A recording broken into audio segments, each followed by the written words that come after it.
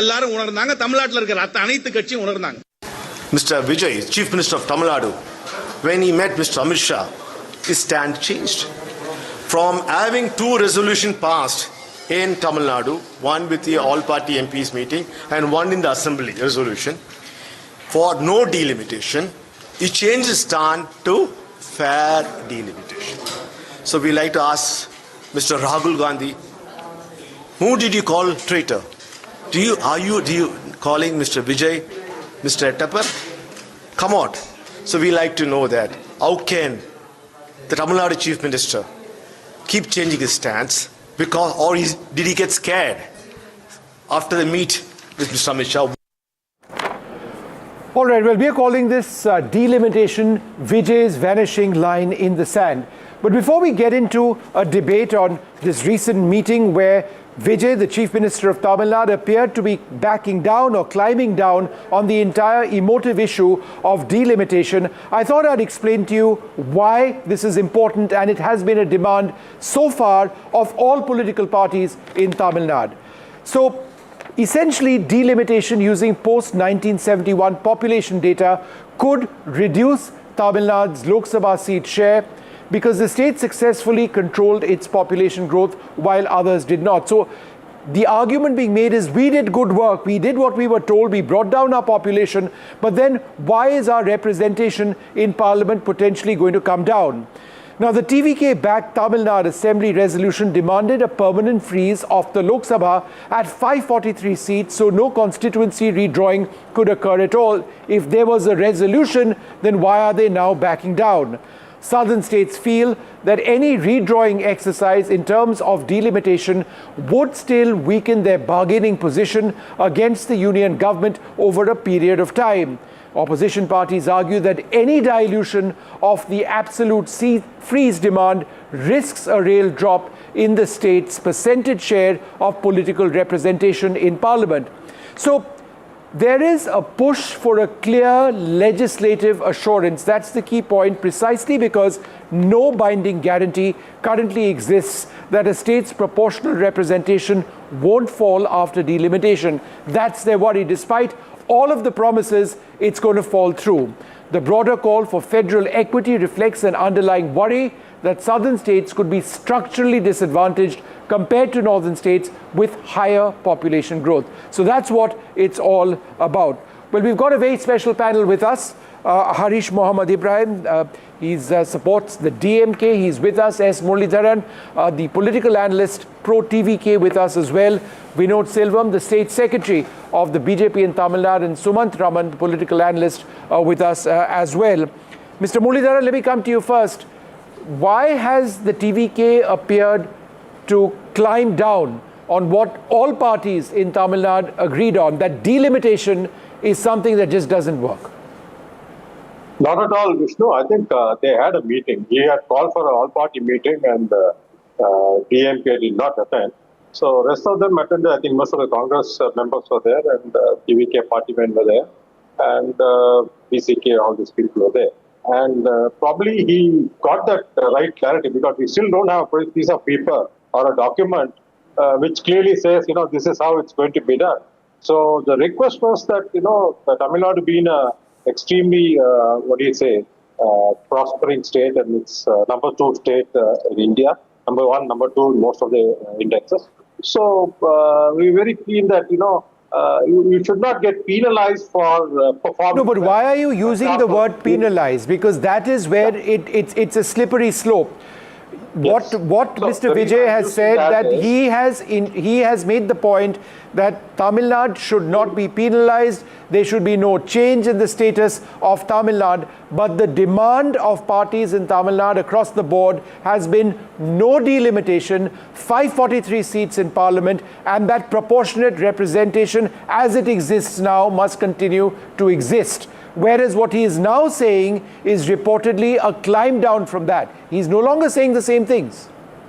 It's not a climb down, Vishnu. What he says is, probably he got an assurance from Mr. Amit Shah saying that we are not going to base it on the population. We are just going to proportionately increase it by a percentage. If it's increased by 50%, Tamil Nadu, let's say 39 plus 1, we will get 60, UP will get 120. So there is no, problem there. Because the UP mandate should not select the Prime Minister of India. So that's a fear. Second is, Tamil Nadu has performed well. We have ensured that, the population is under control. The Kerala has ensured that. And we should not be penalized for that. That was the only criteria they had. Now that probably Mr. Amit Shah could give him the guarantee that no, it will be based only on proportionate increase. So I think he's saying yes, why not? I mean. Okay, so let me bring in Harish Mohammed Ibrahim to that. Mr. Ibrahim, this is the point that Amit Shah has mentioned not just now, he's mentioned it in the past as well, that when there is delimitation, there would be a proportionate rise in the representation of Tamil Nadu. Therefore, what's there to worry? Is there anything to worry? No, Vishnu, the DMK stand is much more clear. Even when it was in power, it convened the first meeting around 2024. Even at that point of time, it has presided the meeting with a fair delimitation as their motto. And even during the April 2026, before the end of the government, they have made sure to organize a complete 5 to 6 stages of leaders who have attended the function. And even that point of time, the fair delimitation is the only stand which the DMK stands for. And even now, as a principal opposition, their mandate is very much clear.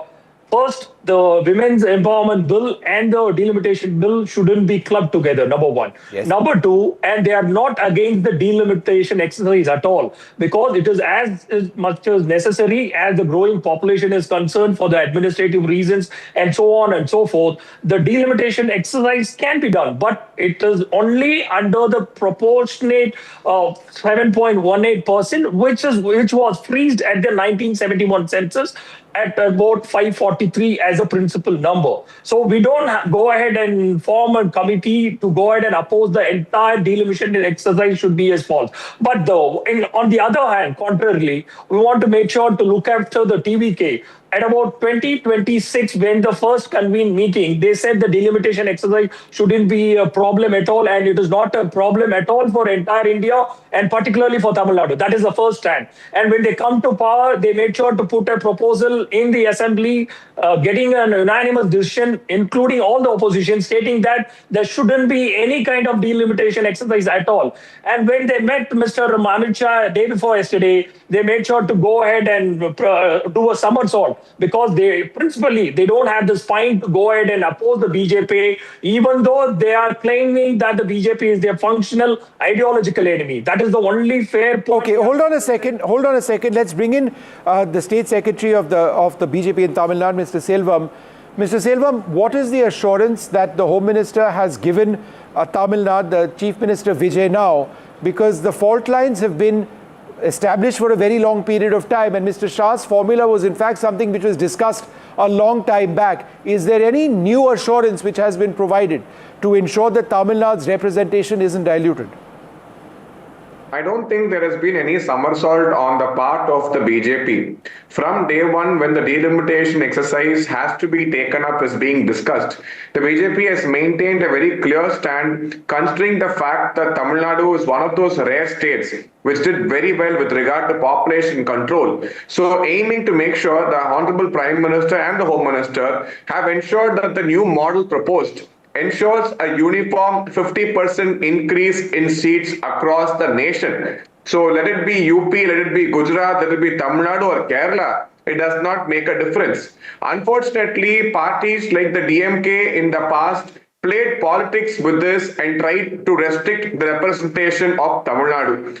But later on, the DMK's stance, of course, has changed now, which we really appreciate, and the leader of opposition very clearly mentioned, though the DMK supporter might deny it, he clearly mentioned that if the Tamil Nadu's representation does not go below 7.18%, then they will look into the delimitation process, which is fair delimitation. Even the Congress, which started talking about fair delimitation, after Vijay became Chief Minister, they thought of taking him for a ride, and they started talking about no delimitation. No delimitation is not a reality. What Indira Gandhi did in 1971, the time is over, and now we need more people because the population in India has exploded. We need more MPs to represent the people as their voice.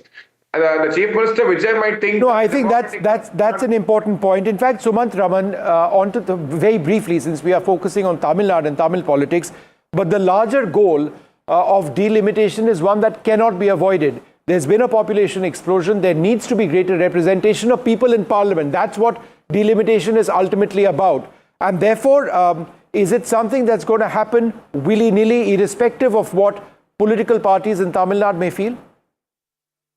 Look, Vishnu, the southern states are sort of caught between a rock and a hard place.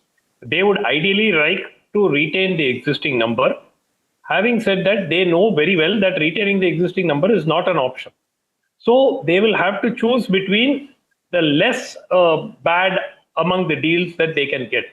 And clearly the TVK has done a U-turn. Let's be very clear. The resolution passed in the assembly says 543 must be retained.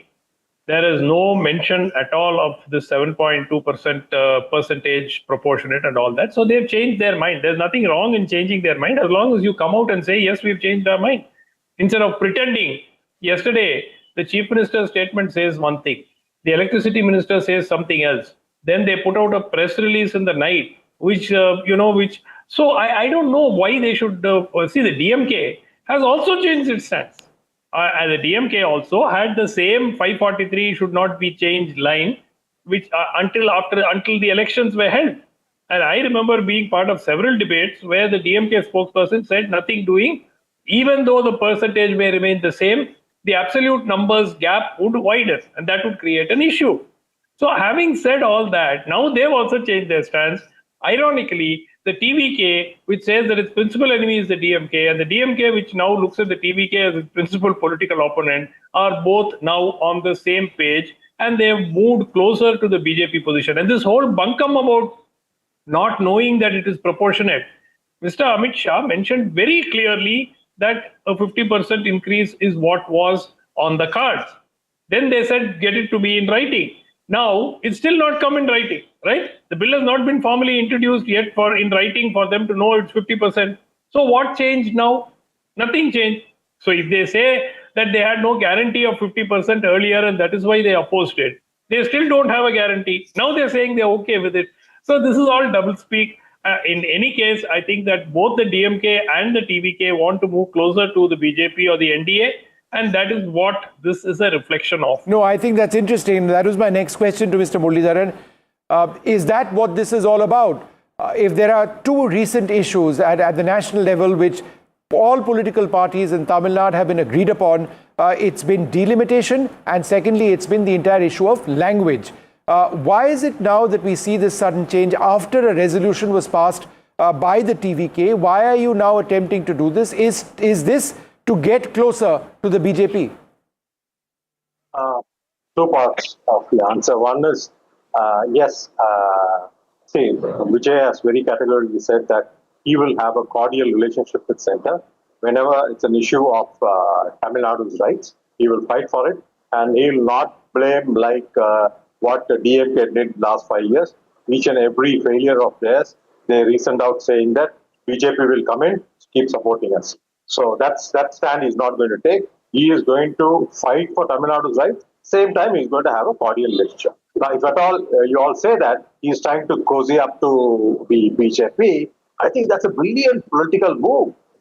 See, now we all know that, DMK is, left alone, and the Congress has deserted them, and they need some support somewhere. Plus, most of their tainted ministers are, facing ED. So they need to escape that. They would love to get closer to the BJP. In that case, if TVK is also, trying to scuttle that, I think that's a brilliant political move, getting close to BJP so that DMK is left high and dry. Why not, Shoma?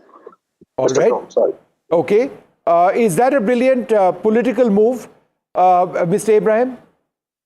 No. It is an incorrigible move, and it is an obnoxious move. And even he said that, referring to the DMK, it is as a principal opposition, it has stood almost 50 years as an opposition party in Tamil Nadu's political arena. And having said that, it even with the two MLAs in the assembly, it rose up to almost forming the government in the next election. So for the political party like DMK, which is a grand old party, all these kind of rhetorics which can play optical theory for only the TVK. But the principal opposition for the Dravidian culture is always the Aryan dynasty and the Aryan patriarchy, which the BJP exercise.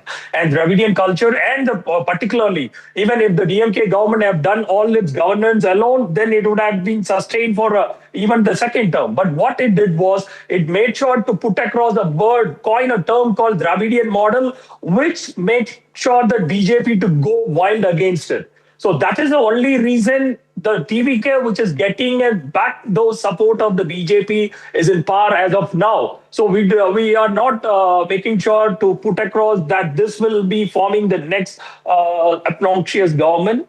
The days has to decide on that. So as far as I am concerned, this is an incorrigible move, which the next upcoming elections will decide whether the people of Tamil Nadu is going hand in glove with the TVK, forming a separate alliance with the BJP without the people knowing it. But is that something that worries you? No, not at all. Because we had made sure to have a coalition even with the BJP with a common minimum program. So if there is a point, even when DMK have to form any future alliance with the parties, if it is benefiting the Tamil people and Tamil Nadu, the High Command will take its call at that particular time and an appropriate way. So we don't have to put everything on the national television to discuss upon that. All right, that's a fairly nuanced answer. Mr. Silvam, is this essentially the TVK coming closer to you, not just now, but with an eye on future? Is this something that the BJP is sort of seeking or pursuing with an eye on future elections? The moves which are being made by the BJP do not aim at electorally winning a state, but they are aimed at progressing the nation and ensuring that all states get a fair share of the development. At the same time, the reason the DMK lost this election is majorly because they harped upon playing the Dravidian Aryan card, the language card, and the people are fed up with all that. The people are believing in a developmental model of governance. By trying to fear the people, saying the BJP will come in, a Hindi party will come in, now they paved way for TVK to come in. This is the DMK's doing for themselves, and that is how they dug their pit deep.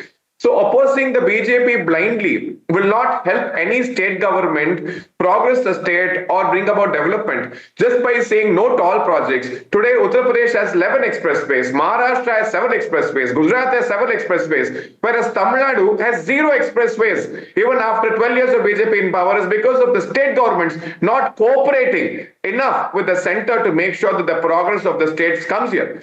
We really hope that the TVK, some sense prevails, and they are working in tandem, not for the sake of any electoral alliances, but for the sake of the people of Tamil Nadu. The BJP is always here to lend a hand to make sure that we develop the state. No to airports, no to expressways, no to development, no to new education policy, no to delimitation. It's just blind hatred towards the central government, which is eventually affecting the people of Tamil Nadu, and I really hope that sense prevails and certain development takes place for the state in the future. Mr. Raman, final word to you. Is development in Tamil Nadu closely linked to the TVK working closer with the BJP? Certainly, it is linked to the state government working closer with the center. But I think there is a point to be noted. Most infrastructure projects in Tamil Nadu are either abandoned or vastly delayed. In spite of the state governments, industry, manufacturing, and services industry have grown significantly. It's not necessarily because of the initiatives of the state government, but in spite of the efforts of the state government, they have grown. Most of the action has been restricted to signing MOUs and putting out fancy reels and claiming credit. But in terms of infrastructure support that industry has received, I was speaking to a major industrialist yesterday, and he was saying all we need electricity, roads, and water, and nothing else. And we also want to be left alone. We will do the heavy lifting. But unfortunately, neither the AIADMK, nor the DMK, nor the TVK seem to understand that this is very essential. All the time they go back to say, look at our socio-economic indicators, we are better than Gujarat, we are better than, UP and so on. So I think that needs to change right away. All right. Well, we're going to have to wait and see where this all heads. Delimitation back in the news. It's come up now on several occasions. The Amit Shah formula isn't new, but it's interesting where the TVK is going with its phraseology on what has been an issue which has once brought all parties in Tamil Nadu together, perhaps not so anymore. We're going to take a short break, come back with the very latest.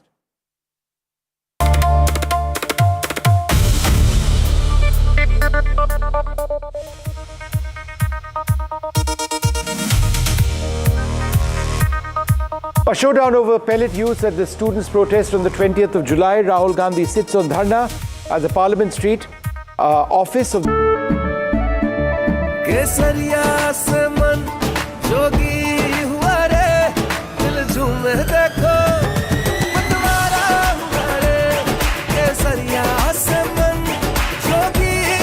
हर पल मनाओ केसरी त्योहार। विमल, बोलो जुबान केसरी। हिंदुस्तान मिले हिंदुस्तान से।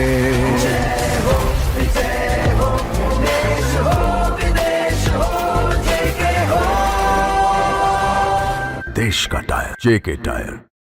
Electricity bill paid. Really? Your mobile recharge is done. How? Make all kinds of payments using the Bheem Payments app and get cashback of up to ₹300 every month. Use Bheem app to pay. It's the Mahi way.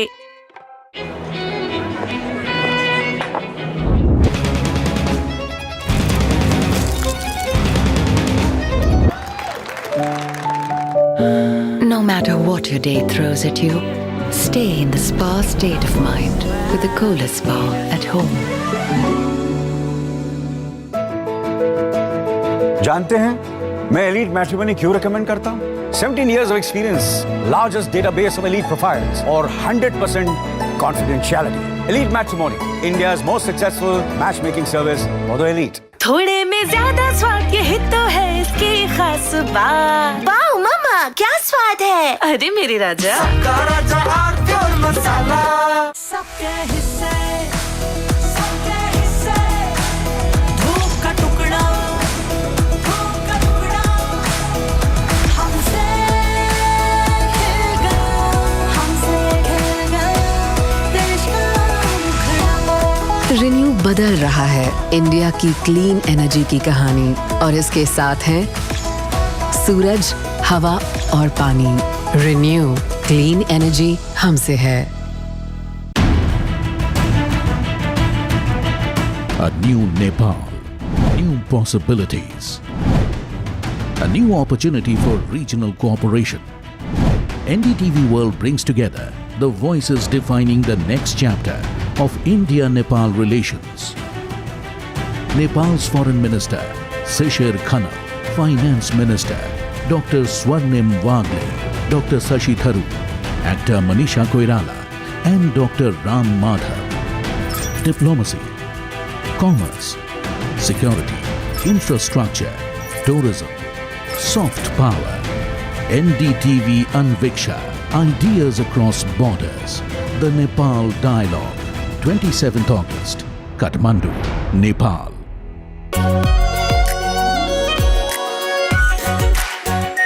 Our pure Shahi Paneer Masala.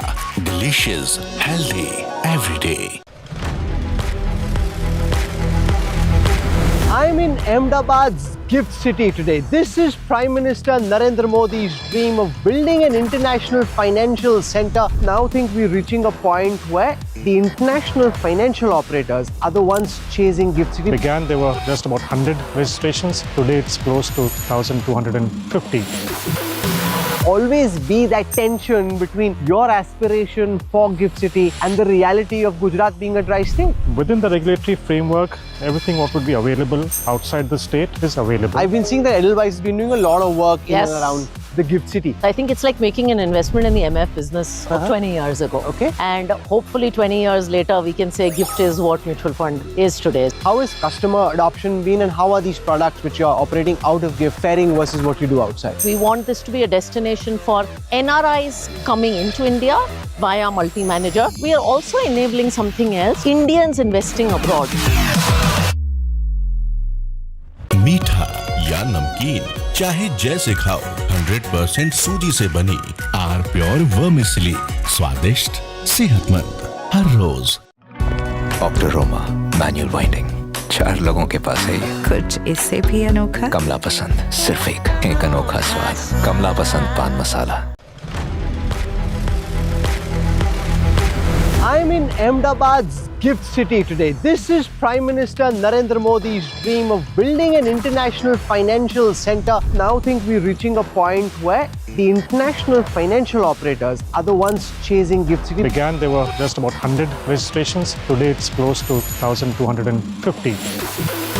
Always be that tension between your aspiration for gift city and the reality of Gujarat being a dry state. Within the regulatory framework, everything what would be available outside the state is available. I've been seeing that Edelweiss has been doing a lot of work in and around the gift city. I think it's like making an investment in the MF business 20 years ago. Okay. And hopefully 20 years later, we can say gift is what mutual fund is today. How has customer adoption been and how are these products which you're operating out of gift faring versus what you do outside? We want this to be a destination for NRIs coming into India via multi-manager. We are also enabling something else, Indians investing abroad. New rules of engagement. Ambitions crossing borders. Voices refusing to wait their turn. India is chasing gears. Faster, bolder, more restless. It doesn't stop. Neither do we. NDTV, when it really matters.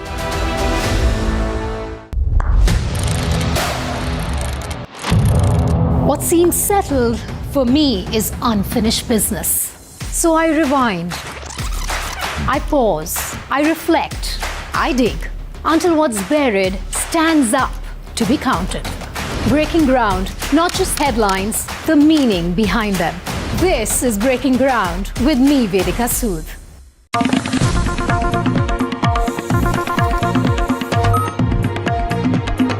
From Dimagi Naxal to Godi media to the steaming hot hypocrisy of journalists to politicians and everything in between on a super steaming edition of ChaiStop. Don't miss it, right here on NDTV.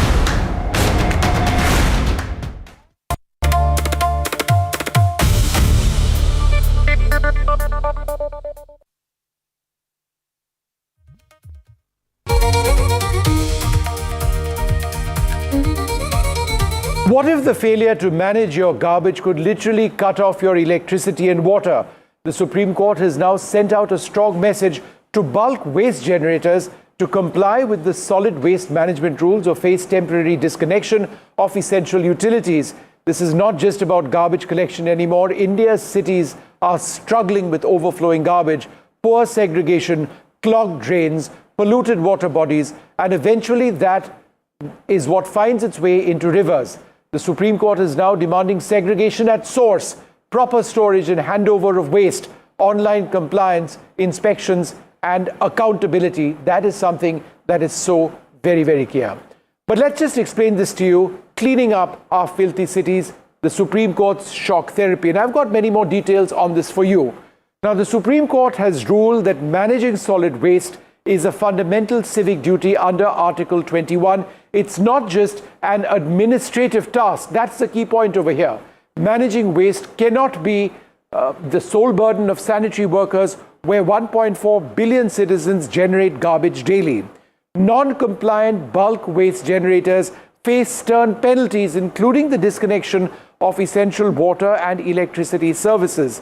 District collectors are being empowered under the Environment Act to enforce compliance and penalize defaulting entities. Schools must integrate waste management into curricula, using students to drive household source segregation. A dedicated monitoring committee oversees nationwide infrastructure audits and addresses pollution caused by municipal waste. So that's what the broad contours of this debate are. I'm very happy to be joined by Dr. Subhash Pandey, the petitioner in this particular case. He's also a very well-known environmentalist. Joseph Hoover, environmentalist and managing trustee of the United Conservation Movement, and Shibu KN, zero waste campaigner at Gaia Air Pacific. Thank you all very much for being with us. Mr. Pandey, it's a mess. Now, if ultimately we are to start, Dr. Pandey, with segregation, it has to start at every home and then every colony and every locality onwards. Why for so many years have we completely failed, Dr. Pandey, in being able to segregate? Okay, sorry, we don't have him so far. But Joseph Hoover, would you like to take that question? The key issue over here. Segregation has been a failure at the level of the home. Why has that been the case? That's precisely the problem. And we are happy that the Supreme Court has come up with such a suggestion because it was the need of the hour. If you ask me, if I am worried about my home, I just want to keep things at my place. And I'm not worried about the neighbor. Obviously, I'm not worried about the neighborhood. This is the attitude that we have been showing across all cities in India. And it's gone worse over the years. It's just that people do understand that we are causing this mess and they still continue. That's what's more painful for us because we try to educate people. We tell them this is not to be done. But the next day you see the same set of people doing the same thing over and over again. And as the Supreme Court wisely suggested, they should stop water and power connection to even these households. Every household that does this should have no power, should have no water. Then everybody learn a lesson. This is something that needs to be done. And we're happy that you all have this program and the Supreme Court has come forward because we've been wanting this to happen for a very long time. Vishnu, to take you back, we were successful. One thing, what we did in Karnataka was one of the NGOs. The poaching activities was very, very big across Nagarole Tiger Reserve. So the NGO took on the youngsters. They went to schools and educated the youngsters saying that you need to tell your parents, you need to tell your uncles, your relatives and your neighbors not to hunt. And you believe it or not, the poaching activity fell by about 95%. So that's a way we think this is how it's going to be successful. If a child is going to come and tell his parent, listen, dad, mom, I don't want this to happen. I want waste segregation to be done here. And that spreads across. And that'd be the beautiful thing to happen. Okay, hold on a second. I just want to go across to Shibu Kane as well. Shibuji, it's not that segregation doesn't happen in India. We have, a cottage industry which does segregation in all our cities. But it's not the way we want to do it. It has to be done scientifically. That's the point. We have segregators at every garbage dump in places where garbage is incinerated, wherever that may take place. That is not the smart way of doing it. It doesn't help our environment. It doesn't help anything. Why must it be done at the level of the home? Thank you. The first thing I think I would like to thank Subhash Pandey for bringing this up into the Supreme Court, and I am You're just welcoming waiting for him to join. But go ahead. Coming from the Supreme Court. And the key in any solid waste management program is segregation at source. And segregation should start from homes, from institutions, from government offices. It has to happen at the source of the waste generation, where it should be minimum segregated into two. And I'm happy to see that the latest municipal solid waste rules also provide for, more than two types of segregation, and that actually envisions a kind of a progressive waste management regime in India. So that is the kind of a reality. But when it comes to it may look very simple, like segregation at source is very simple. This is very handy. But the problem is that it needs a lot of effort to bring that behavioral change. In Kerala, where I live, we started it with Trivandrum city, and we found that it was not that easy to get people to segregate at least into two. But how we could manage it, we actually used students. So that was the first strategic intervention, where the students became the torchbearers. They went to the houses, just barged into the houses and got into the backyard and said, "Hey, uncle, you are not doing this in a proper way." So actually that was the beginning of the Green Army. So the Trivandrum City Corporation had a platform called Green Army, where there were a lot of youngsters as the mentors and the school students as the volunteers for solid waste management campaign, as well as the climate action campaign. So there we found that change, that people vibe with children. So in that context, I would say with that kind of an experience, this is a welcome decision, or the welcome instruction by the Supreme Court, that the children and the youth can actually they can actually. No, but I'll tell you what the problem is. Joseph Hoover, the problem over here is that when you talk about compliance, that's enforcement of that is going to be the most difficult aspect. How are you going to take action against individual houses and cut off their electricity and water? In a country like India, that will be impossible to implement. I know it's going to be very, very difficult, but we need to start somewhere. if a Supreme Court can tell the agencies that they need to follow the rules, I think as a resident welfare associations, we can be driving it sense into our members there. And when we see somebody is indulging in discarding their solid, the waste across all over the place, I think we have a responsibility to go and tell them, listen, if you're going to continue with this, we'll isolate you. That is what we need to do, one. And then we need to go across to the government and tell them this is the party which has been doing this very often. They need to be reprimanded, either by fining them or by getting to this extreme step of cutting off the water. Because there are certain times when the government has said, if you don't do this, you will not have water. They've done that. So that has to be implemented. I don't think it's very difficult. And that's the only way people will learn. Because how much ever you plead, Vishnu, they're going to be the same. No, that's the biggest problem over there. I guess, Shibu, the reason we are doing this is also to explain to people why non-segregation is environmentally disastrous. We've already caused decades, hundreds of years potentially, of damage to our environment, particularly with, let us say, plastics. If we don't segregate now, what is the impact going to be going forward?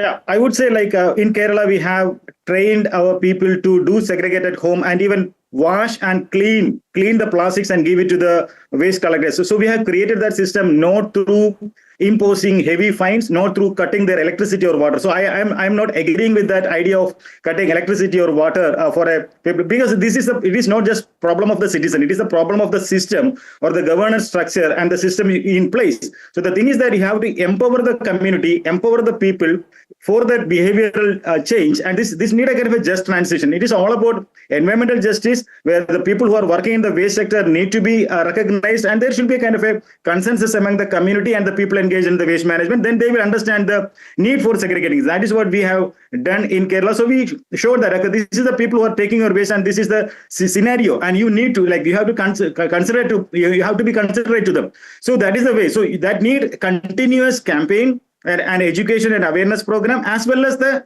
systems. The systems should be in place. And one more thing is that very important thing is that unfortunately, many of our political leadership, like the politicians or the people who are in the power, they always confuse people with, okay, we are going to set up a centralized waste management facility. There is a waste management and like waste energy companies coming, and you don't need to segregate.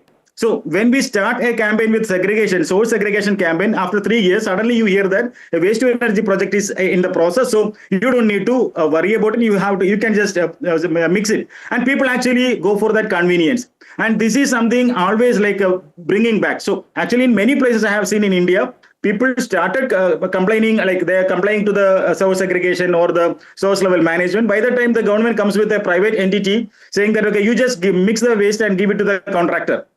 So this is the issue. Okay, one sec. Joseph Hoover, just explain to us. I just want to keep the strike rotating. Joseph Hoover, when we talk about segregation, how exactly do we do it? Do we do it with installing garbage bins of different colors, as it's done in some parts of the world? Yes, we should. I think that's the way forward.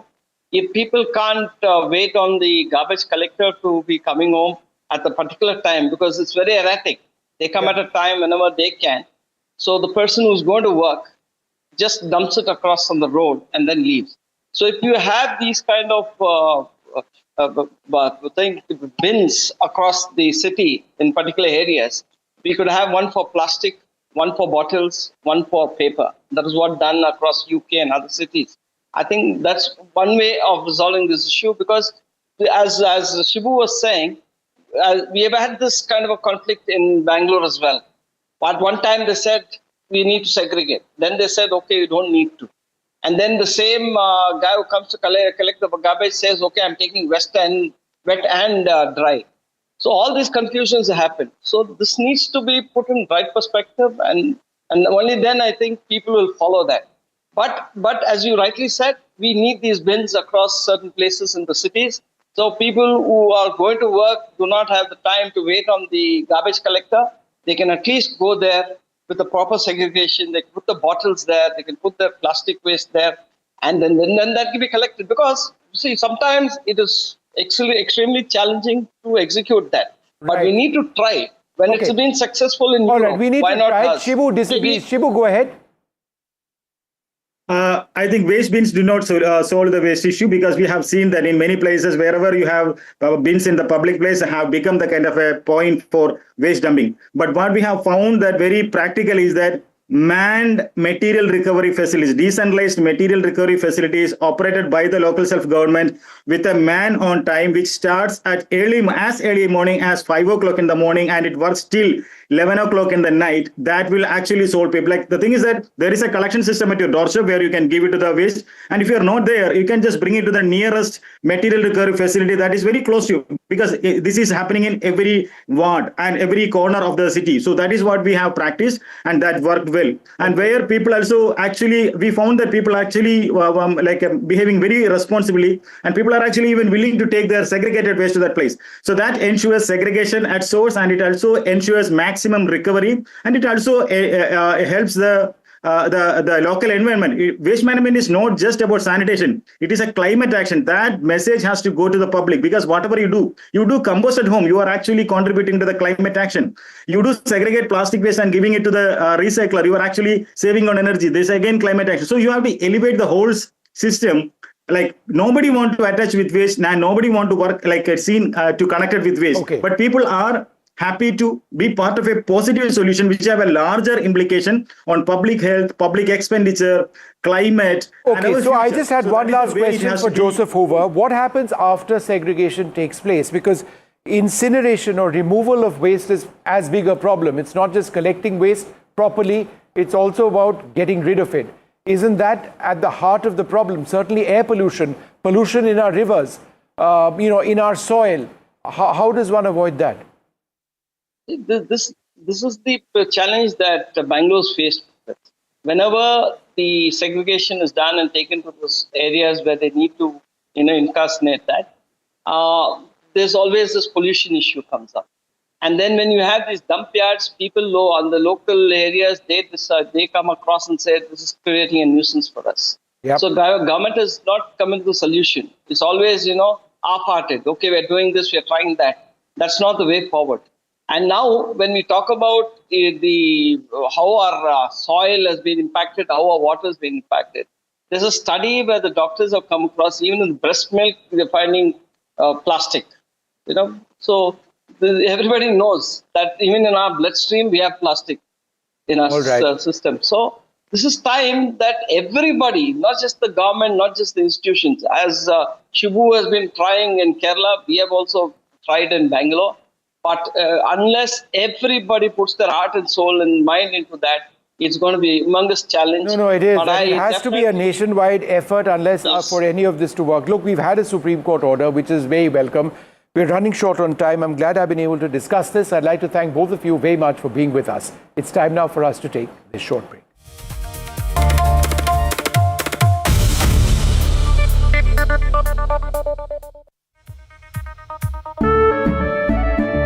केसरिया से मन जोगी हुआ रे दिल झूमे देखो मतवारा हुआ रे केसरिया से मन जोगी हुआ हर पल मनाओ केसरी त्योहार विमल बोलो जुबान केसरी हिंदुस्तान मिले हिंदुस्तान से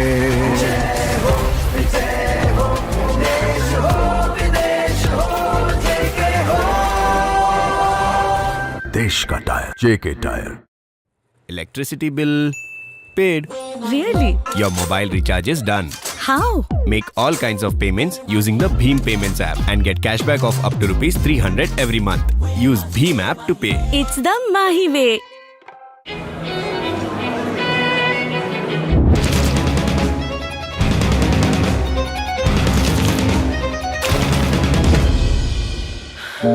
No matter what your day throws at you, stay in the spa state of mind with the Kohler Spa at home. जानते हैं मैं एलीट मैट्रिमोनी क्यों रेकमेंड करता हूं? 17 years of experience, largest database of elite profiles, और 100% confidentiality. Elite Matrimony, India's most successful matchmaking service for the elite. थोड़े में ज्यादा स्वाद ये हित तो है इसकी खास बात। वाओ मामा क्या स्वाद है? अरे मेरे राजा सबका राजा आरती और मसाला सबके हिस्से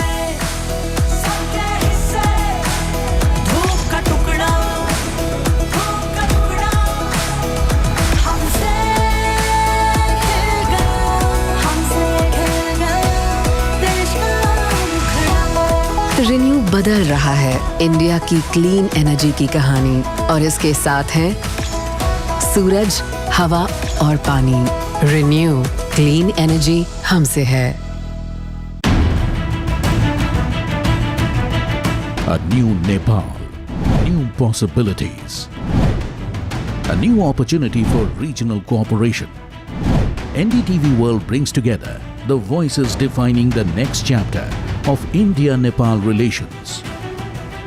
Nepal's Foreign Minister, Shishir Khanal, Finance Minister, Dr. Swarnim Wagle, Dr. Sashi Tharoor, actor Manisha Koirala, and Dr. Ram Madhav. Diplomacy, commerce, security, infrastructure, tourism, soft power. NDTV Anviksha, ideas across borders. The Nepal Dialogue, 27th August, Kathmandu, Nepal.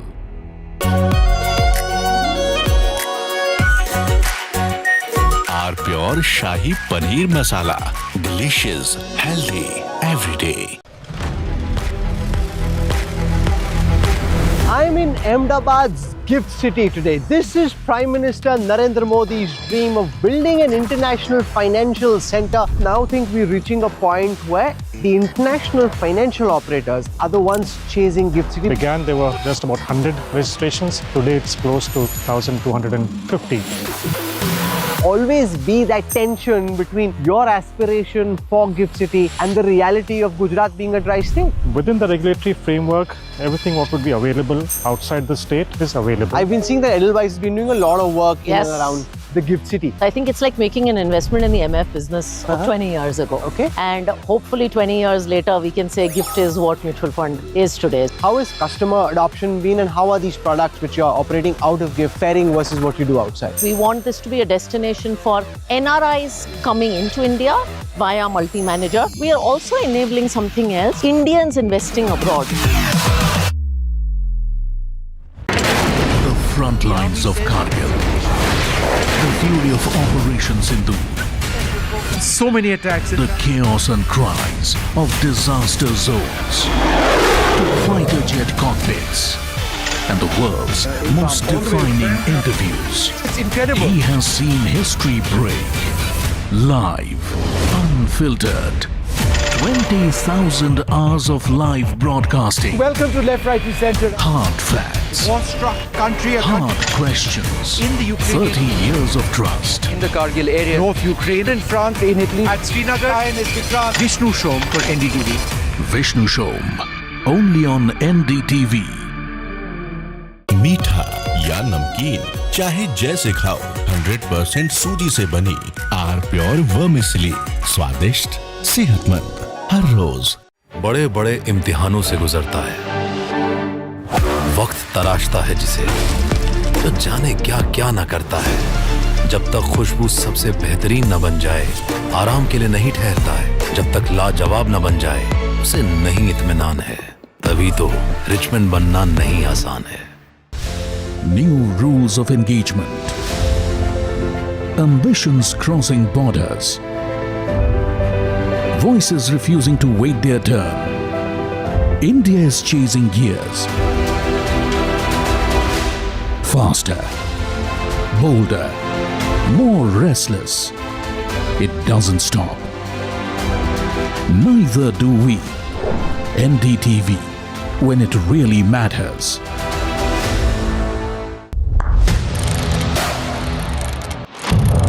What seems settled for me is unfinished business.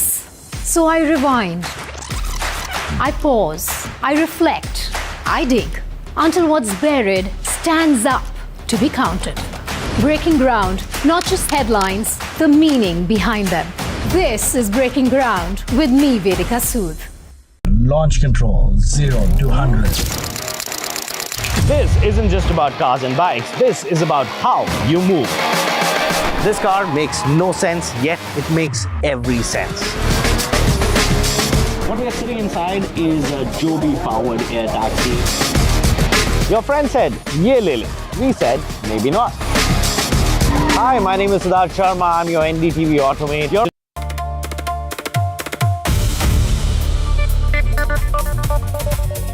The Maharashtra Food and Drug Administration has suspended the licenses of McDonald's, the Status Restaurant and Radio Club. The Maharashtra FDA has done this over grave safety and hygiene violations. This all emerged during raids, which found a dead cockroach. They exposed pest traps and near utensils. There were hygiene violations and critical health risks. Mumbai's Khar Gymkhana's food license was also suspended over grave lapses. So we've got a couple of more details on this. My colleague Prajakta Prabhakar joins us with more details. Prajakta, McDonald's particularly, shocking since lakhs of people, eat at McDonald's every day. What are you hearing? Exactly, that a lot of people eat McDonald's every day, and that raid was in Kulaba area where all VIPs lived there. And if I want to tell you our viewers that there is a Radio Club and Status Restaurant. Status Restaurant is close to Maharashtra Assembly, and most of the politicians frequently go there to eat their lunch or dinner or other eateries. And now FDA has done this major crackdown. The FDA suspended the food license. Even Radio Club, there is a prestigious restaurant, that Bombay Presidency Radio Club, and now as we all know that officials found the active fly infestation, dead cockroach and open pest trap near the washing area. Even they also found the flaking ceiling plaster above the preparation of food areas, chemicals and washing powder stored too close to the food area. And most of that inspection shows that 47% non-compliance rate. No, it is serious, Prajakta. Non-compliance issues impacting so many. I'm sorry interrupting because we're out of time. We'll take a short break, but we will continue tracking the story. Stay tuned.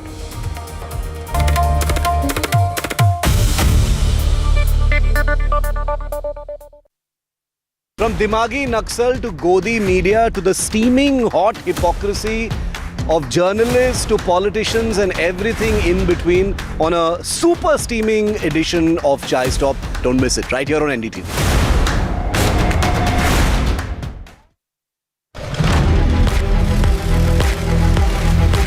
I'm in Ahmedabad's gift city today. This is Prime Minister Narendra Modi's dream of building an international financial center. Now I think we're reaching a point where the international financial operators are the ones chasing gift city. There were just about 100 registrations. Today it's close to 1,250. Always be that tension between your aspiration for gift city and the reality of Gujarat being a dry state. Within the regulatory framework, everything what would be available outside the state is available. I've been seeing that Edelweiss has been doing a lot of work in and around the gift city. I think it's like making an investment in the MF business 20 years ago. Okay. And hopefully 20 years later, we can say gift is what mutual fund is today. How has customer adoption been, and how are these products which you're operating out of gift faring versus what you do outside? We want this to be a destination for NRIs coming into India via multi-manager. We are also enabling something else, Indians investing abroad.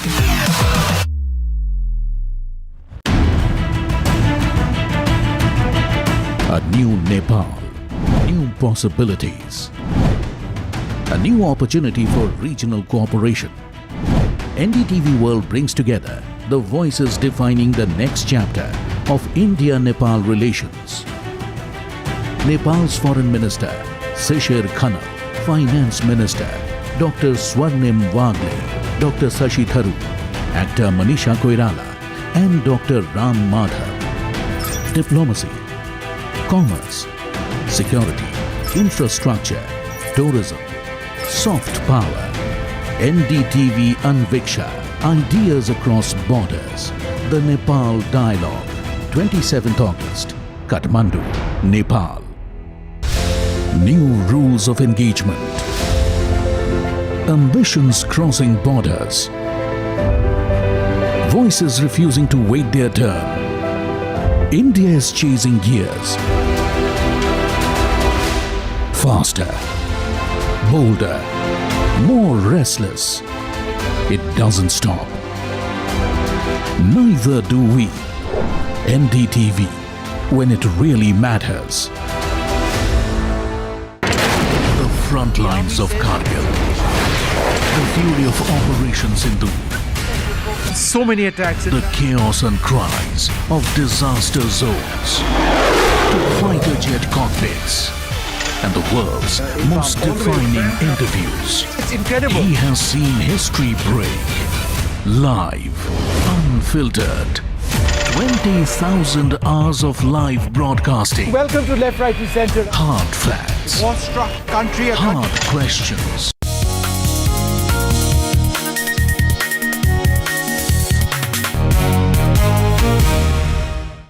And joining us now on NDTV, we have the National General Secretary of the BJP, Smriti Irani, joining us live on the channel.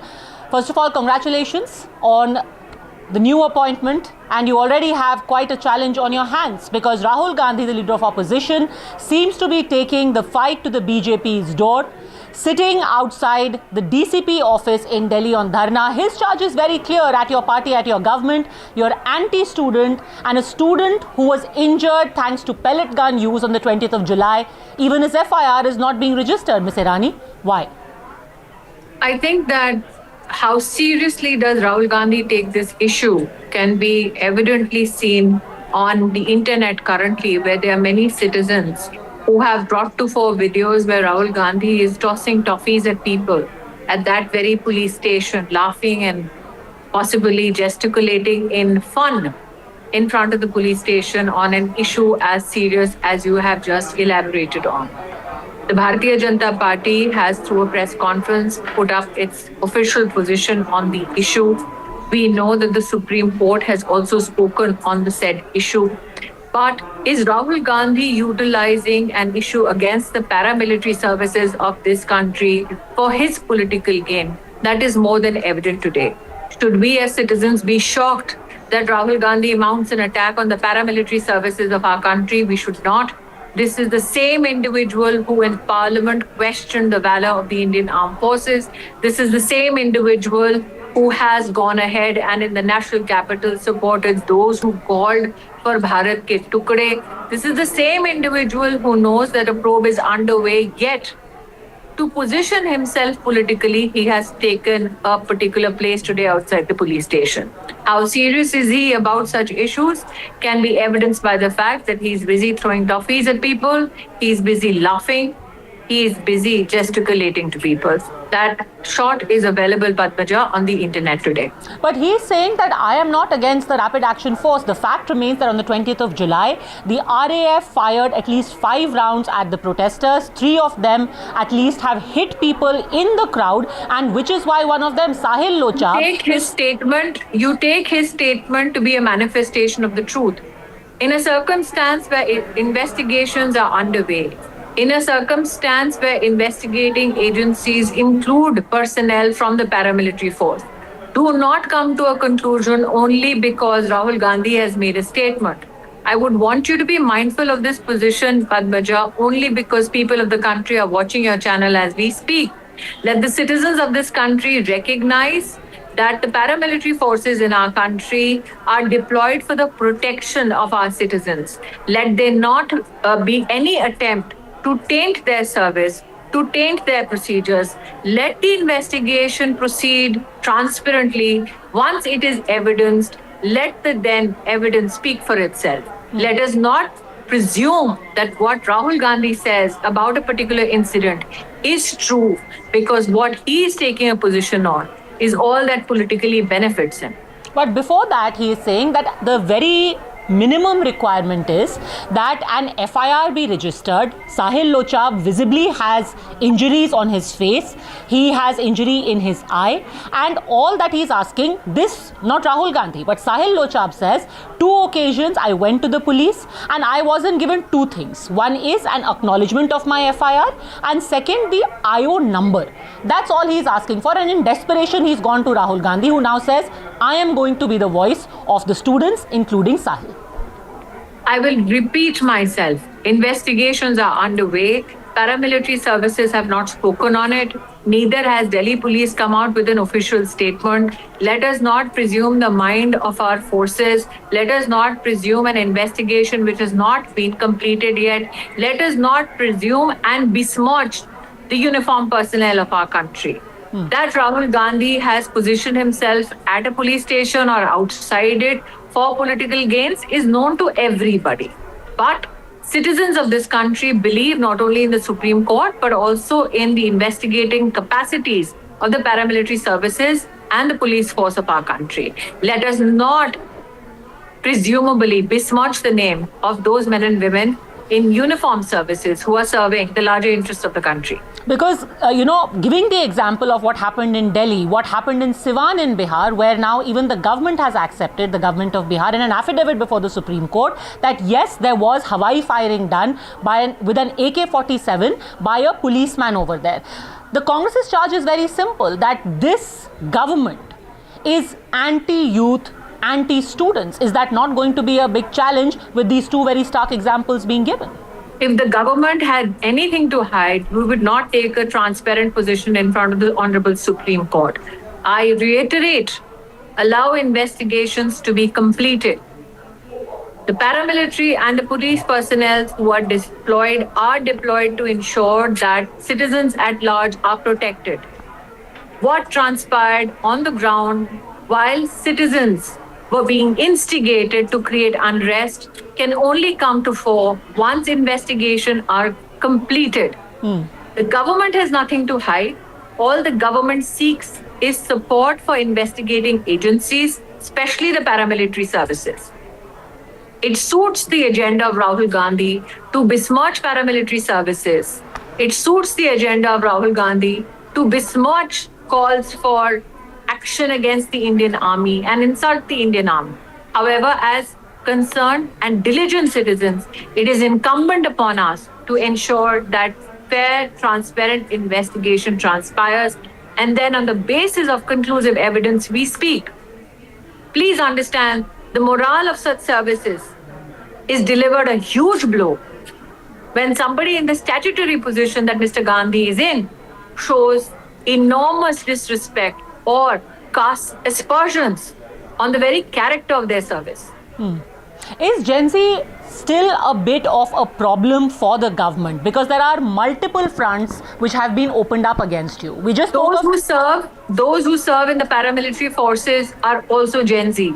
Those who serve in the Indian Armed Forces are also Gen Z. Those who serve also in our other frontline workers are also Gen Z.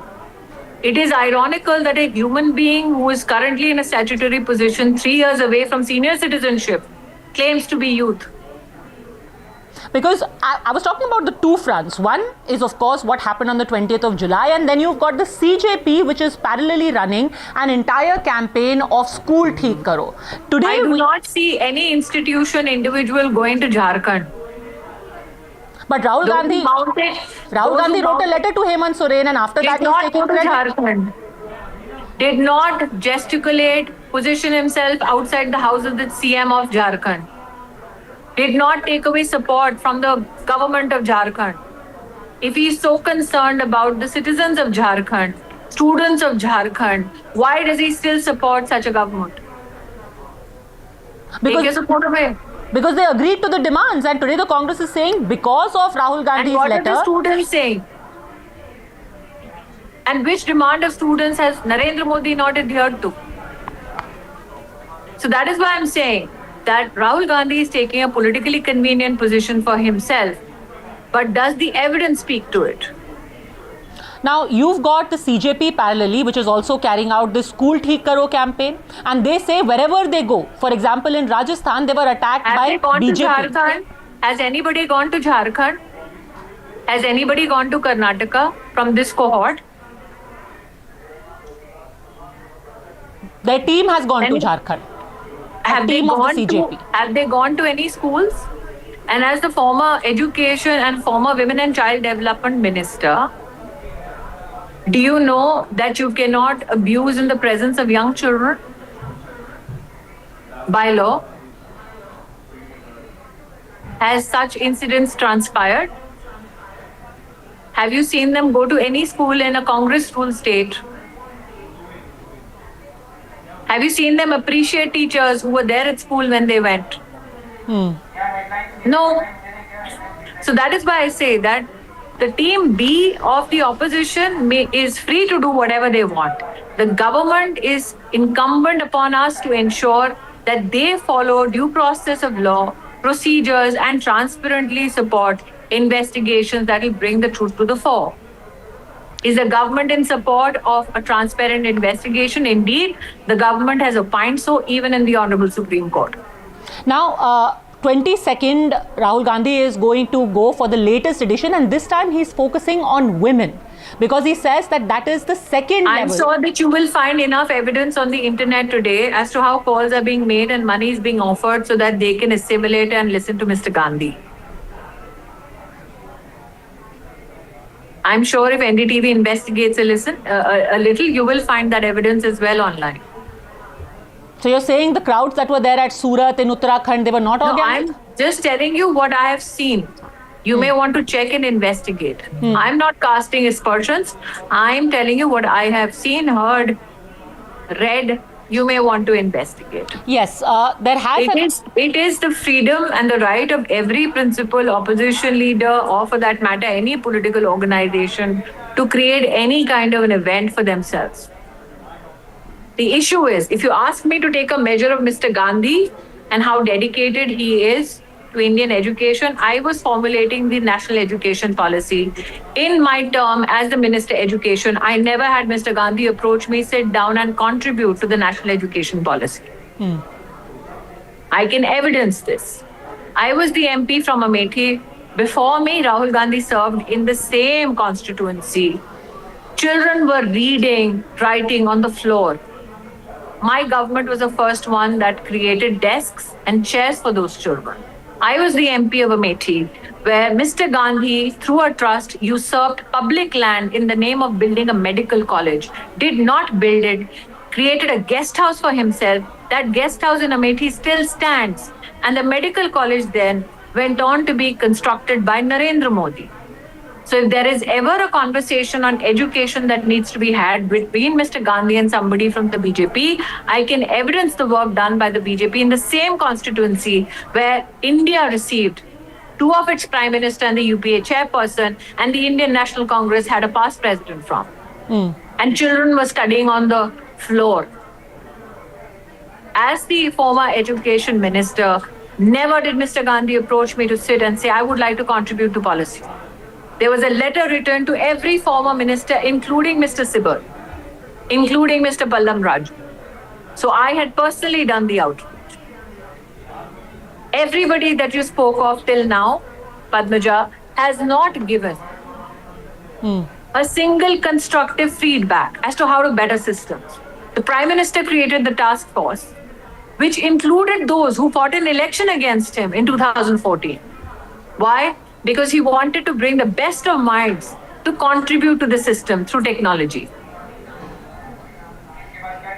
So if there has been somebody who can say that they've been earnest about contributing to bettering systems, that man is Narendra Modi. In my tenure as Women and Child Development Minister, never did Mr. Gandhi, who was a serving parliamentarian, walk up to me and say, I would like to contribute. So yes, you want to talk about changing systems. How can you change it when you do not constructively, productively contribute towards policy, towards ensuring infrastructure can be bettered? Hello and welcome. Thanks very much for joining us here on NDTV. I'm Padmaja Joshi, and as always, when it really matters, on a story, the buck stops here. And a host of stories that we're going to discuss today really, do bash through a host of stories and a lot of news that has happened and try and make sense of it.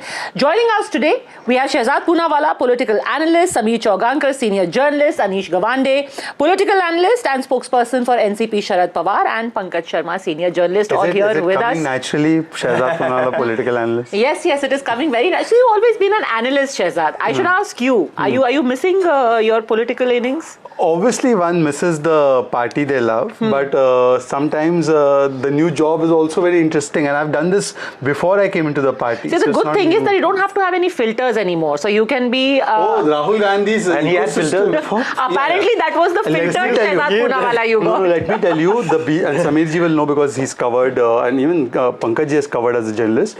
BJP puts premium on people, advocating a line in a very decorum manner. Or some examples are there which are not good, but by and large the BJP says that you have to speak very respectfully and you have to speak in a particular decorum. But now that I'm an analyst, I can speak my mind. Right. So, let's get that speaking of your mind started, because I think decorum is pretty much now has been thrown to the wind going by what we see in the recent past. The big story, of course, everyone is talking about. Rahul Gandhi got the FIR lodged for Sahil Lochab, the pellet gun victim from the 20th of July. Big victory for Rahul Gandhi?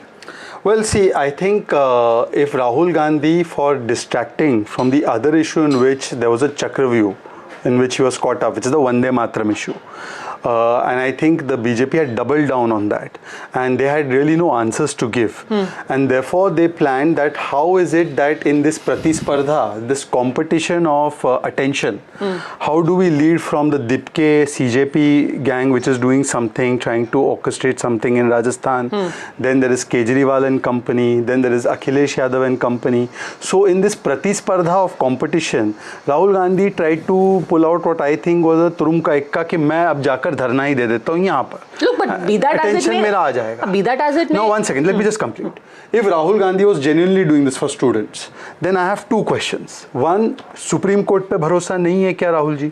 5-member committee, fact finding, violence, किसने किया, कैसे हुआ, कितना excessive, वो सब it was under Supreme Court. चलो BJP पे भरोसा नहीं, अमित शाह जी पे भरोसा नहीं, ठीक है, सुप्रीम कोर्ट पे.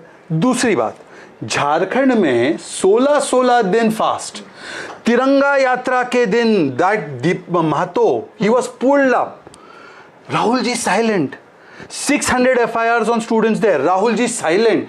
तो Rahul ji selective silence and selective आक्रोश I can't decode. And last just because we spoke about decorum, अभी हमारे एक मित्र ही है आपके ही चैनल में काम करते, बहुत अच्छे मित्र है. अब तो मैं एनालिस्ट हूं तो he can send me stuff.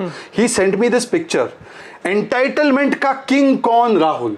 ये 4 कुर्सी है, राहुल इज सिटिंग, जैसे हम 4 है ना, तो ऐसे समीर जी 4 कुर्सी है, वो अकेले बैठे, पीछे 75 वर्ष के सलमान खुर्शीद ऐसे लीन करके नहीं खड़ा हुआ जा रहा. कुमारी शैलजा दलित की बेटी, और जयराम रमेश तो फिर भी ठीक है, वो तो स्टैंडिंग ऑन द फीट, वो तो उनको पहले से आदत है, दरबारी है. और अधीर रंजन चौधरी, तीनों खड़े हैं चेयर के पास बैठने. मतलब मैं आऊं और पंकज जी मुझे बोले चेयर के ऊपर नहीं बैठना, ऐसा तो नहीं बोलेंगे. पंकज जी तो एक सभ्य व्यक्ति है. ये देखिए ना आप, ये नवाब जादे जो पंकज जी बता ही दीजिए ना, नवाब जादे बता ही दीजिए. See, all this sophistry has no meaning. I mean, you should basically discuss the issue. Why there is a situation when the leader of opposition has to go to the police station and plead there that please file an FIR, because police was not ready even to give investigation tracking number initially. So now you don't have any respect for the LOP. There was a time when there used to be some respect for the LOP, but now there is a situation in this regime.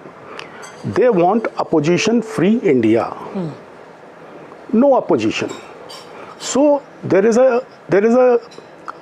an attitude of contempt against the opposition, the entire opposition, and their leadership. And that is why my basic question is, if the FIR has been lodged now after 7 hours, why wasn't it lodged earlier? Because Sahil Lochab is saying he went there twice and they refused to give him the IO's number, they refused to give him an acknowledgement. If they can do it today on the 21st of August, why can't they do it on the 14th of August? Have you seen a copy of the FIR? Yes, I have actually. No, you have, right? I have a copy. Who of has the been named in that? Against the unnamed people. अरे पर पहले कर देते ना आप against unnamed people. No, one second, let me explain, because I also now can freely express my legal opinion, which I've studied top 10 ILS.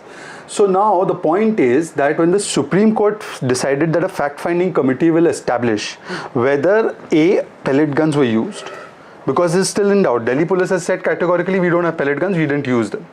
Secondly, if pellet guns are fired, 50 people will get the pellets, not one person getting 200. I don't know how that physics works, but in Rahul Gandhi's parallel universe, any physics can work. Thirdly, the procedure of this entire thing should have been that the fact-finding committee should have established that yes, pellets were fired on a person and fired by, after seeing the facial recognition and other things, by these bunch of people or these people that could be the security force or somebody else. And then the FIR should have been filed. Now, No, Mr. Rahul I don't Gandhi, think that's the process. One second. I'll tell you, no, in this case, it would have been because of the Supreme Court's intervention. No, hold on a second. If you're saying, just a second, if you're saying an FIR can be filed only after the high-powered committee has reached a... In this case, not in any other case. No, but even in Because this case, Supreme Court took over. even in this case, an FIR has been filed now, which means obviously it is possible. I'm telling you what, it is possible, but it amounts to still the investigation now being done that who has fired it and whether it has been fired. That's why unnamed people have been named. My question is, mentioned. you could have filed it against unnamed people on the 14th of August itself. Now, so then they should not have gone to Supreme Court. No, they should have kept it with the police. They should have kept it with the police. Why they went to Supreme Court? Okay, Anish, quickly. Legally, I thought today Rahul Gandhi had the name. कि भाई FIR लिखो, अनीश गवांडे ने fire किया है, पंकज ने fire किया है, but तो किसी का नाम देखे. It wasn't about Rahul Gandhi, ना Shehzad. It was about Sahil Lochab going to him and saying, "Sir, मेरी कोई सुनवाई नहीं हो रही है, मेरी मदद कीजिए." सुप्रीम कोर्ट में सुनवाई हुई है. सुप्रीम कोर्ट ने जस्टिस सुभाष के ऊपर आपको भरोसा नहीं है? The Supreme Court committee is meant to fact find on the use of excessive force. That does not prevent any individual against whom excessive force has been used to approach the police station. A first information report has to be filed. The first information report is very simple. Lalita Kumari versus Union of India 2014 judgment stipulates that it must be filed for any cognizable offence and the police must lodge that report. Let me stop you there. You said on a cognizable offence. Correct. This is a excessive use of force cognizable offence. One second. So now can you establish that this particular incident, you are absolutely sure that the security forces fired? No, there is a possibility. No, one second. This is very important. Let me. Are you convinced that the security forces have done this? I am convinced that the security forces have done this because otherwise I am more worried that a pellet gun... No, I'm saying that the investigation should continue, but I'm saying there can only be two options. So are you saying the Supreme Court wasn't investigating this? No, the Supreme Court can investigate the matter, but there are two things. You have now said two contradictory things. No. Take a stand. Say that the security forces, the CRPF, the RAF did it. So the FIR, let me tell you what the FIR says. Let me tell you what the FIR says. The FIR says police resorted to lathi charge and pellets were fired during the protest. The complainant claims a pellet struck his right eye, causing serious injury. He was taken for medical exam, etc. That has been now mentioned in the FIR.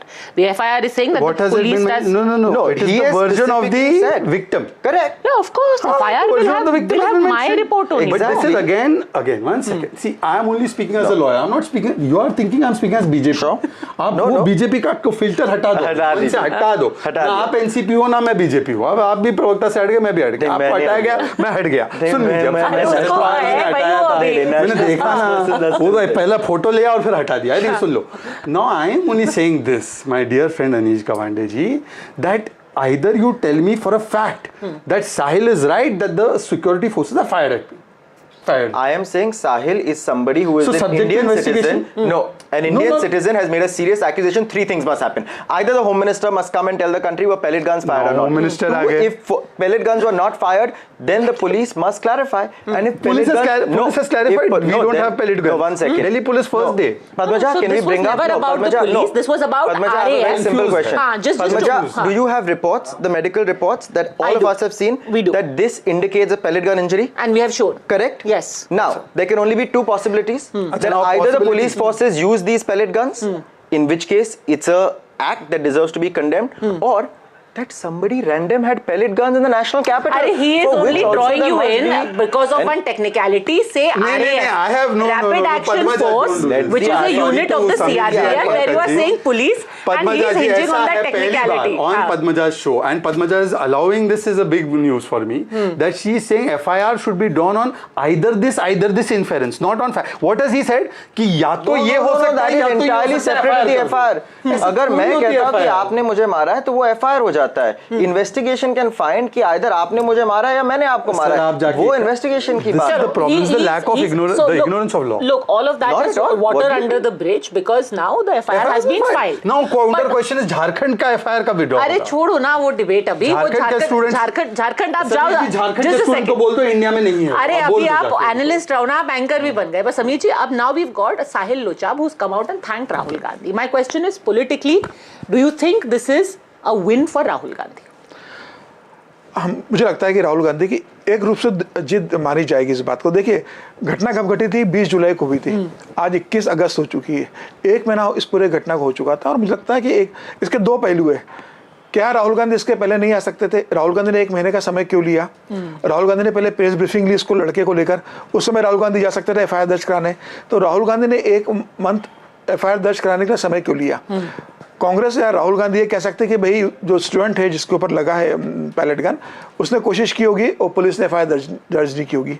और मुझे लगता है कि जब राहुल गांधी वहाँ पहुंचे तो उसके पीछे 2 कारण मुझे लगता है कि एक तो ये कि जो वंदे मातरम का जो पूरा इश्यू हो रहा है लंबे समय चल रहा है, कांग्रेस में बहुत कंफर्टेबल फील नहीं कर रही थी पूरे मामले को लेकर. कांग्रेस को जवाब नहीं दे बन रहा था. तो हो सकता है ये प्लानिंग हो कि भाई अब वंदे मातरम पर जवाब नहीं देना है तो बेहतर है कि राहुल गांधी इस इश्यू को लेकर जाएंगे तो ये मुद्दा अलग हो जाएगा और वंदे मातरम से बच के पूरा मामला पैलेट गन और होम मिनिस्ट्री के ऊपर पूरी तरीके से आ जाएगा. लेकिन जब राहुल गांधी अब जब वहाँ पहुँच गए, उसके बाद जिस तरीके से रविशंकर प्रसाद जी ने पत्रकार वार्ता ली, उसके बाद जगत प्रकाश नड्डा जी का बयान है, तो मुझे लग रहा था कि शायद FIR नहीं होगी और राहुल गांधी के ऊपर या तो फोर्सफुली हटाया जाएगा या राहुल गांधी को कन्विंस किया जाएगा और राहुल गांधी वहाँ से चले जाएंगे. अब जब राहुल गांधी को ये तय कर लिया कि राहुल गांधी LOP वहाँ बैठे हुए और पुलिस ने तय किया कि FIR दर्ज करेंगे, तो पुलिस को मुझे लगता है कि पुलिस के ऑफिशियल स्पोक्स पर्सन को आकर बताना चाहिए था कि हम क्यों FIR दर्ज करने जा रहे हैं, क्या कारण है कि हम दर्ज कर रहे हैं. आपने राहुल गांधी को पूरा क्रेडिट देने की कोशिश क्यों की? पुलिस बता सकती थी ना कि अभी तक हमने FIR दर्ज क्यों नहीं की और आज अगर हम दर्ज कर रहे हैं तो किस कारण से कर रहे हैं. राहुल गांधी के कहने पर आप FIR दर्ज कर रहे हो और राहुल गांधी मीडिया में आकर पूरा बता रहे हैं कि मैं 6 घंटे बैठा रहा, उसके बाद FIR दर्ज हुई. पुलिस की तरफ से एक स्टेटमेंट नहीं आ रहा है. तो मैसेज ये जा रहा है कि राहुल गांधी के दबाव में आपने FIR दर्ज किए. And also, look, I mean, the kind of visuals that are coming, let's just play out one of them where Rahul Gandhi was seen arguing inside a room where he said कि मैं यहाँ पे 1 घंटे नहीं, 2 घंटे नहीं, मैं 20 दिन, 60 दिन यहाँ पर बैठूंगा मैं. And look, अब तो कांग्रेस कहेगी ना जननायक के दबाव में हो गया ये. मेरा एक लाइन बोलने तो खत्म कर दीजिए. मेरा एक लाइन ये कहना था कि अगर पुलिस खुद अपनी पीसी ले लेती, अगर आज दोपहर को ले लेती, 4 बजे ले लेती, 5 बजे, तो आपने तय कर लिया कि आप FIR दर्ज करेंगे, तो आप मीडिया में आके बता देते कि हम क्यों FIR दर्ज कर रहे हैं, किन धाराओं में FIR दर्ज कर रहे हैं और अभी तक हमने FIR दर्ज क्यों नहीं की थी. और सिर्फ राहुल गांधी आए इससे हम FIR दर्ज नहीं कर रहे हैं, हमारे FIR दर्ज करने का ये कारण है. तो मुझे लगता है कि इससे पुलिस का अपरेंट मिलता कि पुलिस ने अपने कारणों से FIR दर्ज किए. अब सीधे सीधे आपने राहुल गांधी ने 6 घंटे वहां धरना दिया, आप FIR दर्ज करते हो, आपकी तरफ से कोई बयान नहीं आता. पहले रविशंकर प्रसाद जी का बयान आता है, फिर जगत प्रकाश नड्डा जी का आता है, तब तक ये लगता है कि FIR दर्ज नहीं होगी. तो मुझे लग रहा है कि राहुल गांधी को कहीं ना कहीं ऐसा क्रेडिट मिलेगा. There needs to be more clarity and already the Congress is saying this is because of Jan Nayak. Let's quickly listen into that entire conversation that happened that I am willing to sit for as long as it requires.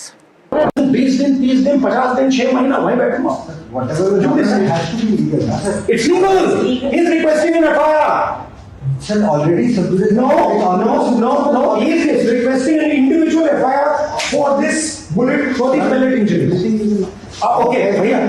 Very simple. You are not doing it. Sir, okay. ये किसका idea था? राहुल गांधी का था, प्रियंका गांधी का था, किसका idea था?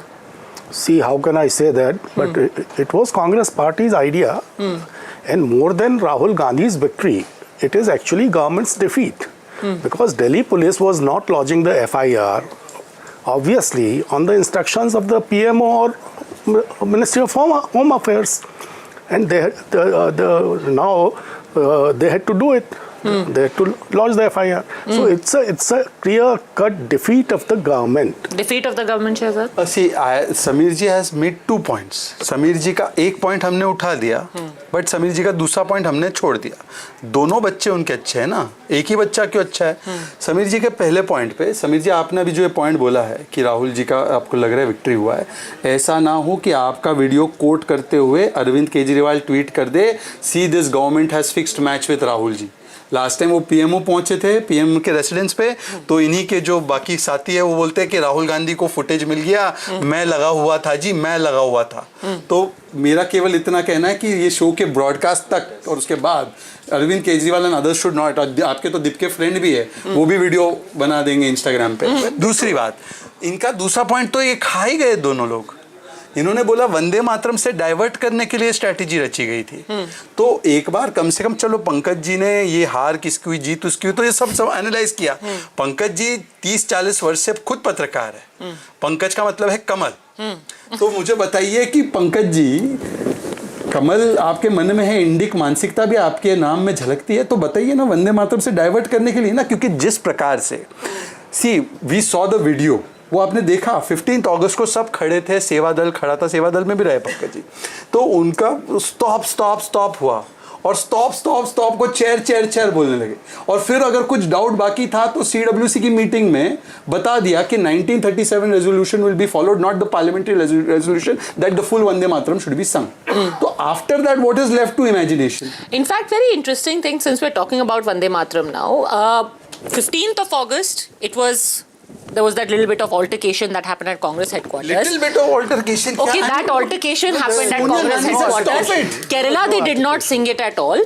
But there were other Congress ruled states who did sing it in its entirety. So, which makes one ask, what was... No, in Kerala it wasn't sung. No, can you explain why in Kerala it wasn't, Padmaja ji, if we can also pick your... No, so now IUML has come out in the open and opposed it. IUML, Gen Z might not know the full, so if you can just... Indian Union Muslim League. My co-anchor. Welcome my co-anchor now. Shehzad Poonawala has also taken half of my job now. So IUML has come out very openly and has expressed their unease with Vande Mataram, the entirety of Vande Mataram. But in Himachal it was sung in entirety. In Telangana it was sung in its entirety. Karnataka, even in Jharkhand where they are in alliance. So makes one answer, is the Congress shooting itself in the foot? You open yourself up to this criticism, right? It should be sung in entirety in state's formal functions. But, you know, otherwise, privately, you can sing 2 stanzas. The Act says that it should be sung in its entirety, all 6 stanzas, in formal state functions. Congress's function is not formal function. No, state function. State function. No, 1 second. Government Congress function. party. But the in Kerala, it was not. They did away with it altogether. Why? Fine, if they want to do it, they can do it. No, they can. My question is, politically, how do you think it reflects on them? Look, because they have given the BJP now an opportunity to say that you are opposing it because it talks about Saraswati, it talks about Durga, it talks about Lakshmi, and it hits at a more emotional chord somewhere politically. See, there is no opposition to 6 stanzas. But you know, these first 2 stanzas are there for 90 years. Everyone was singing them. These 2 stanzas, Atal Bihari Vajpayee used to sing all the time. So now, why there is an objection in singing these 2 stanzas only? You don't think politically it's going to affect the Congress? No, not at all. Because Ravindranath Tagore himself decided that these 2 stanzas should be sung.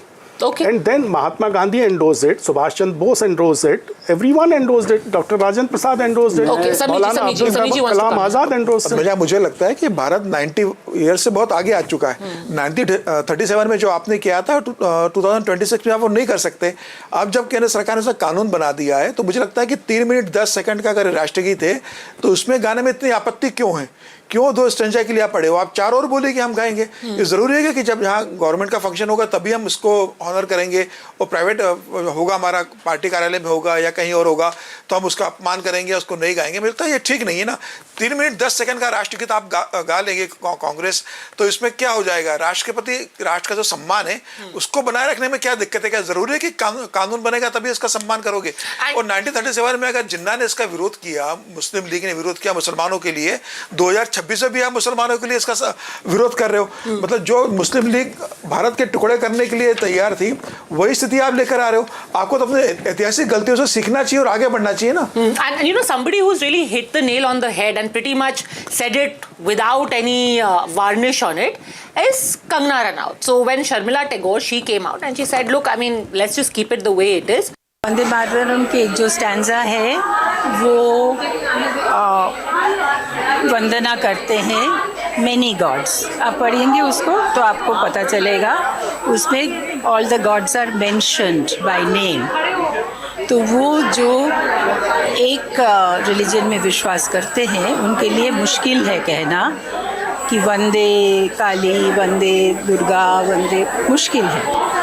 तो इसीलिए अगर India में जितने religion के लोग हैं उसको अगर हम इकट्ठा साथ लेके चले तो पहला 2 stanza is very good. Look, and Sharmila Tagore said it. She said that I think some people of a religion have discomfort in saying Vande Kali, Vande Durga. So then this is not about rule or precedence. Just one second, because I'm the only Muslim on this panel, by the way. Sharmila Tagore's information and knowledge about Vande Mataram and about Islam is very suspect. So let me put that on record. First of all, may I ask people here, how many of you all actually know the full 6 stanzas? All the 6? You don't? Without reading, no, I can't. Okay. Right now I don't. I have only 2. I know the full 6 stanzas. Vande Mataram, let's start by that. Muslims have a problem, some Muslims have a problem with even the first 2 stanzas because they say, mistakenly, Vande Mataram means bow to the motherland. That is what commonly said. Let me inform you, Vande Mataram is written in Sanskritized Bengali. So there are some words like Abala, Kenoma, Itobale. This is Bengali and then the Mataram is Sanskrit. You know the entire Yes, I know. Sing the 3rd stanza. Okay. Koti koti kalkal nina koti koti kantha kalkal ninad karale koti koti bhujardut kharkar wale. I'm a little nervous. Abala kenoma etobale bahubal darinim namami tarinim ripudal varinim mataram vande mataram. Tumi vidya, tumi, sorry, I'm a little nervous. Tumi vidya, tumi dharma, tumi riddhi, tumi marma. Sorry, I'm a little nervous. You can say it in a, I can sing it, but yeah. So tumi look, vidya, I mean, tumi dharma, tumi riddhi, tumi marma. Tvam hi prana sharire, bahute tumi ma shakti, hridayi tumi ma bhakti. Tumari pratima gade mandire mandire. Now this line, the meaning is, and I hope you all will take this thing because you can sing it, but to say it is a little difficult. The stanza, the 3rd stanza has nothing wrong. The 4th stanza, this line, Tumari pratima gade mandire mandire, does not mean the idol of Ma Bharati in mandir. Mandir is a term used for any sanctified space. For instance, Shishu Mandir does not mean it's a mandir where children are being sent. It's a school, but it is a sanctified space. And pratima means that the flag or the national symbol is always kept in any place which is sanctified. Then there is the 5th verse or the 5th stanza, which says, Tvam hi Durga Dashapraharan Dharini Kamala Kamaladal Viharini. Now Kamal, by the way, is there in the name of Pankajji also. Pankajji's name also means Kamal. Okay, then this kind of Vani Vidya Daini, these lines are basically, they are describing mother philosophically that she has strength like Durgam. Durgam means, you can read it as Durga, but it is also Durgam. That means that she is unassailable. She's got the power in her hands that she is unassailable. Then Kamala Kamaldal Viharini refers to the feminine side of Mother India, the feminine power. And then there is Vani Vidya Daini, that you are the giver of knowledge, you are the giver of Vani, you are the giver of Vidya. So this is the description of Ma Bharati that has been done. Just like the first 2 stanzas are dedicated to the geographical description, Sujalam, Sufalam, Malaya, Jashitalam. This is all about how the Mother Ma Bharati's geography is. Then there is philosophical description, there is description of her power and her strength. So there is nothing that is against Islam. Okay, but Sharmila Tagore happens to think that way, and maybe some people I forgot my main point. The main point is that the word for, just last point, Vande Mataram means praise to the motherland. In Sanskrit, the word to bow down is namami. It is not Namami Matram, it is Vande Matram, which means that I praise my motherland. Can Muslims say that they don't want to praise their motherland? See, no, I think this is an irrelevant debate because I think you should now start issuing fatwas and then convince others, because honestly, if somebody believes that this is a stanza or a verse they do not want to sing in a private setting, they have the ability to do so. It is your choice to sing it, it is somebody else's choice not to sing it. I think it's absurd that over the course of the last week we have spent hundreds of hours debating this Vande Mataram controversy. 2 days ago in Zunnar, reports emerged of a 9-year-old girl being raped and murdered. We don't talk about that. Okay. India has, one second. India has just replaced Indonesia as the least attractive stock market in Asia. We don't talk about that. Anish, hold on a second. I could equally argue. Let me give you a converse argument. While I think that all of those issues you mentioned are very, very important to the country. They are very, very important. What has happened in Telangana, what happens in Karnataka, all of that gets debated in different times during our prime time. But let me also equally argue conversely that there is so much happening in our country. Then why did the Congress decide to pass a resolution against these 6 stanzas of Vande Mataram? There was no new resolution passed, and of course he can speak to this. In the CWC there was a resolution passed. The CWC reaffirmed the original resolution. It did not pass any resolution. It has reaffirmed. When there is so much happening in the country, what was the pressing need to reaffirm a resolution that was done on the insistence of the Muslim League before her independence? It was not done on the insistence of Muslim League. It was done. No. It was Muhammad Ali Jinnah who first conveyed the discomfort of Muslim League to Nehru ji, and that is when eventually the decision was taken, in consultation with everyone. There was some reservation among a particular community, and then... So sir, what is the need to reaffirm it now? That was a different time. This is also converse argument, right? Ki ab we are a sovereign country, now everyone is equal, everyone obviously respects their motherland. What is the hesitation? So what was the need for unnecessarily passing an act in the parliament that all 6 stanzas have to be... At the same time that Vande Mataram was being debated for 10 hours in parliament, Delhi had an AQR of 1000. So let's remember the priorities of the government. One second, let's settle this. I say let's not sing Vande Mataram. Will the AQI come down? I mean, how bizarre for him to draw this analogy. Why did you not give 1 hour for air pollution? Anish, this is not a debate where we need to interrupt each other. Please. In 1937 and 1947, 1950, by the way, when we adopted the national song, there were bigger priorities in front of this country. So why did the constitution founders waste their time adopting a national song? That can also be argued, na? Then lastly, I am saying that you have all the time in the world to say our version ho gaya. Rahmatullah Sayani ne jab पहला गाया तो full गाया था कि आधा गाया था? और सर पंकज जी, आप इतने वरिष्ठ पत्रकार हैं. Who decided that only these first 2 stanzas should be sung? I am coming to that. The Congress decided. No. 1 second. We agree. But again, like I said, just give me 10 seconds.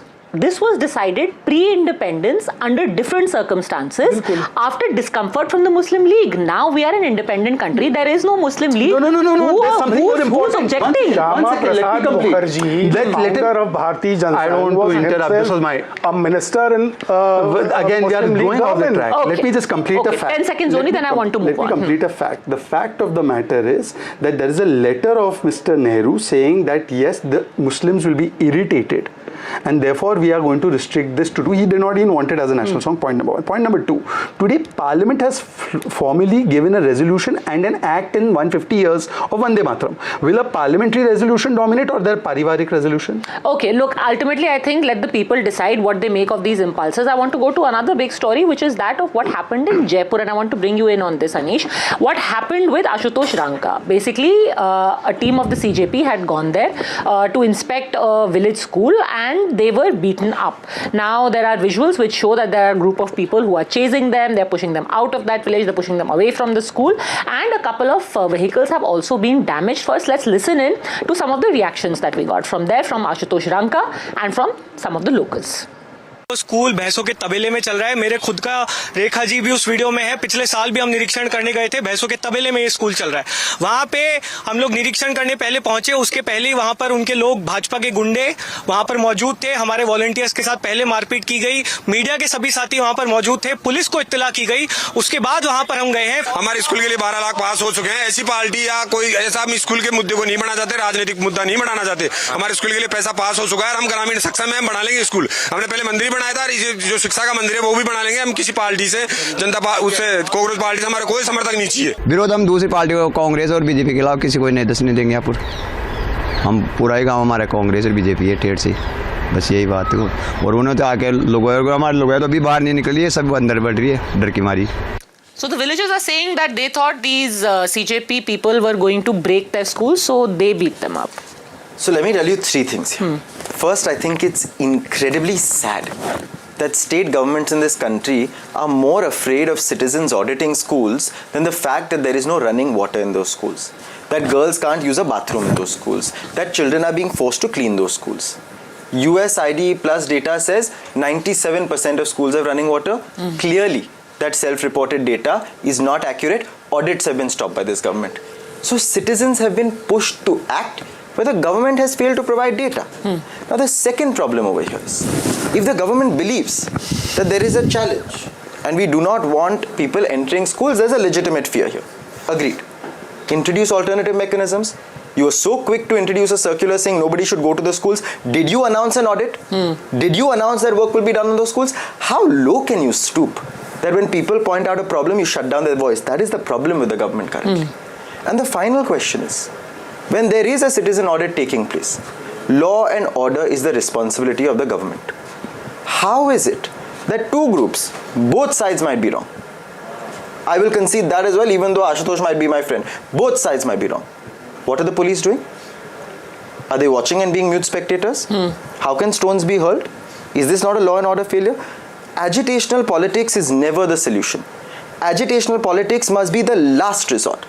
But unfortunately, we are being forced to get to the last resort time and again. Rahul Gandhi has to go sit. The leader of the opposition should have to go sit at a police station for an FIR to be filed. The basic right of a citizen. Imagine if that is the case in Delhi. What is the case in Bihar? Sameer जी, अब क्या होगा? क्योंकि अब तो आशुतोष रांका और अभिजीत दिपके ने आज video डाला है। उन्होंने तो कहा है कि 48 घंटे में अगर सबको अरेस्ट नहीं किया और स्कूल नहीं अच्छे से बना तो वो खुद पहुंच जाएंगे राजस्थान। देखिए, मुझे लगता है अगर अभिजीत दिपके, आशुतोष रांका या सौरभ दास को अगर लगता है कि एजुकेशन सिस्टम बहुत बेहतर हो, तो एक सिस्टम होता है ना, आप HRD मिनिस्टर को लिखते हैं, आप स्टेट के एजुकेशन मिनिस्टर को लिखते हैं कि मैं आपसे मिलना चाहता हूं, हमारे पास कुछ प्रपोजल है एजुकेशन को लेकर, आपकी गवर्नमेंट की क्या पॉलिसी है, हम कुछ में कंट्रीब्यूट करना चाहते हैं, वी विल डिस्कस इट कि कैसे हम कंट्रीब्यूट करें, हमारा कंट्रीब्यूशन क्या होगा, क्या हमारे पास टीम है, फाइनेंशियली हम क्या सपोर्ट कर सकते हैं, हम एक गाँव गोद में लेंगे, वहाँ के 2 स्कूल को बेहतर करेंगे, हम एक शहर को गोद में लेंगे, एक शहर में जितने स्कूल उसको हम बेहतर करेंगे और धीरे धीरे हम आगे बढ़ेंगे। ऐसा नहीं हो सकता ना कि आप संभाजी नगर के स्कूल में जाओ, उसके बाद सीधे उड़ के आप राजस्थान में चले जाओ, उसके बाद बंगाल के किसी स्कूल में चले जाओ कि सरकार क्या कर रही है। भाई, आप डिसाइड तो करोगे ना कि कैसे करना है, आपकी पॉलिसी क्या है, क्या करना चाहते हो आप। But many would argue this is a very सरकारी अप्रोच ना। जब तक आप मतलब जो कहते हैं ना कि जब तक बच्चा रोता नहीं, जब तक माँ भी दूध नहीं पिलाती है, तो तब आपको करना ही पड़ेगा। लेकिन आप जाना तो सरकार के साथ ही पड़ेगा ना। चेंजेस कौन करेगा? स्कूल को बेहतर कौन करेगा? तो यार गवर्नमेंट बनाएगी, अच्छे बोर्ड्स, अच्छे चेयर्स, अच्छा भोजन, ये सरकार ही देगी ना। अभिजीत दिपके तो देंगे नहीं, कांग्रेस जनता पार्टी तो देगी नहीं, सरकार ही करेगी ना। तो सरकार से डायलॉग तो स्टार्ट करोगे आप। सरकार अगर आपसे बात नहीं करती तो आप उस स्टेज पर जाइए, आप एजुकेशन सेक्रेटरी से मिलिए, स्टेट में जो एजुकेशन सेक्रेटरी आप उससे मिलिए, आप टीचर्स एसोसिएशन से मिलिए कि हम आपके स्कूल बेहतर करना चाहते हैं, आप उनको लेटर लिखिए, आपका अप्रोच कैसा होना चाहिए। आप 10 लड़के लेकर चले जाते हो किसी स्कूल में, आप धमकाते हो। Responsibility of the government, they should have done it. Why one should go to meet education secretary or education minister? नहीं तो आप बताओगे ना प्रपोजल आपके पास है, आप क्या करना चाहते हैं? I have you know the condition of government schools all over the country, not in Rajasthan, is pathetic. Everyone knows it.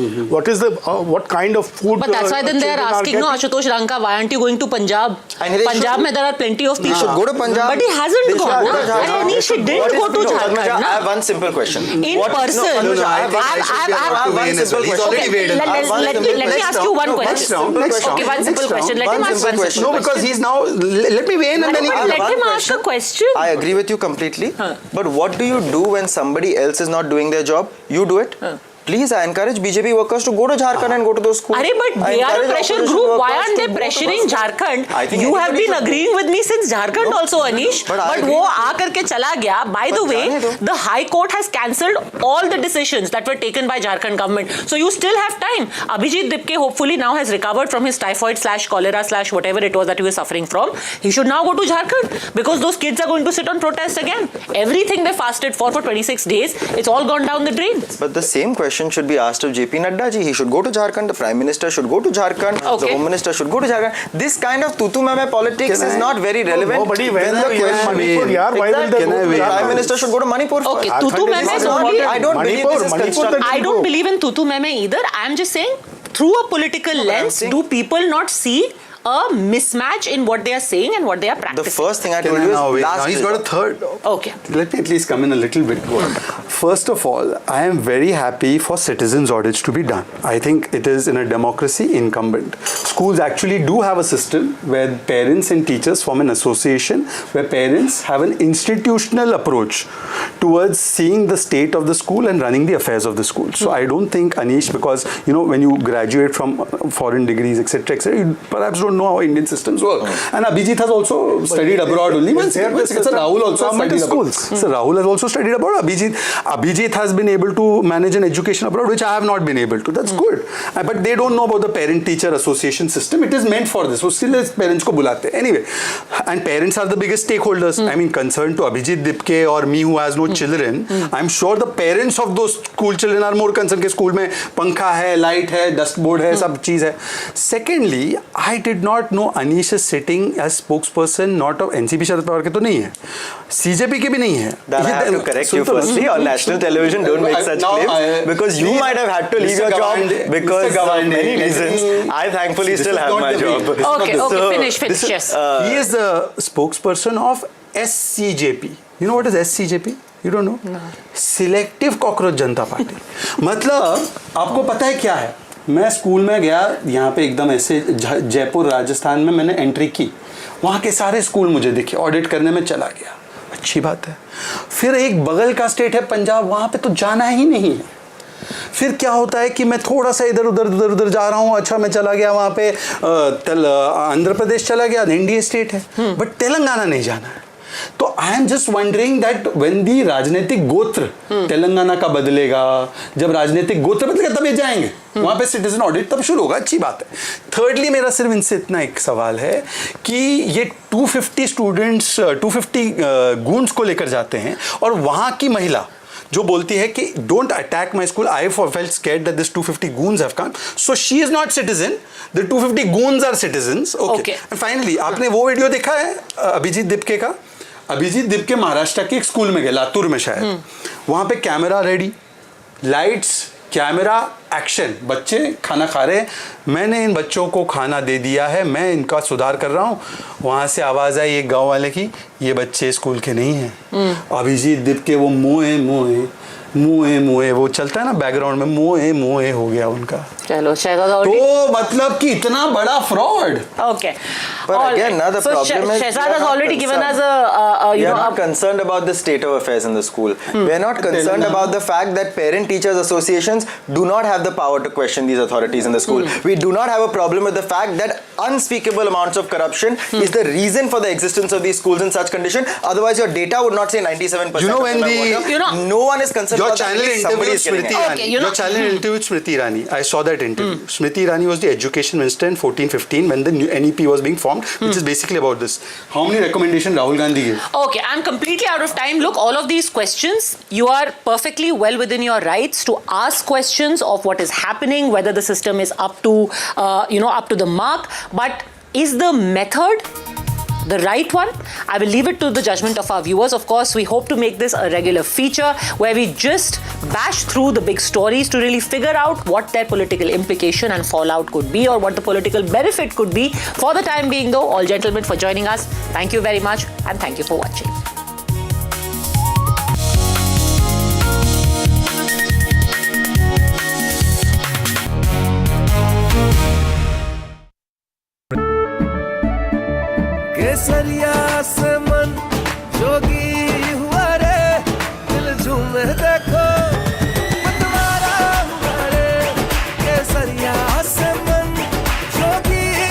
हर पल मनाओ केसरी त्योहार। विमल, बोलो जुबान केसरी। हिंदुस्तान मिले हिंदुस्तान से,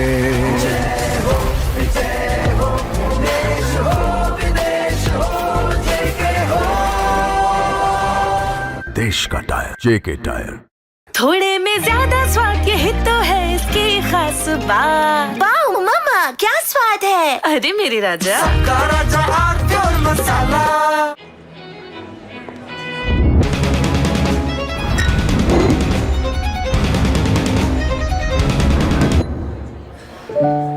No matter what your day throws at you, stay in the spa state of mind with the coolest spa at home.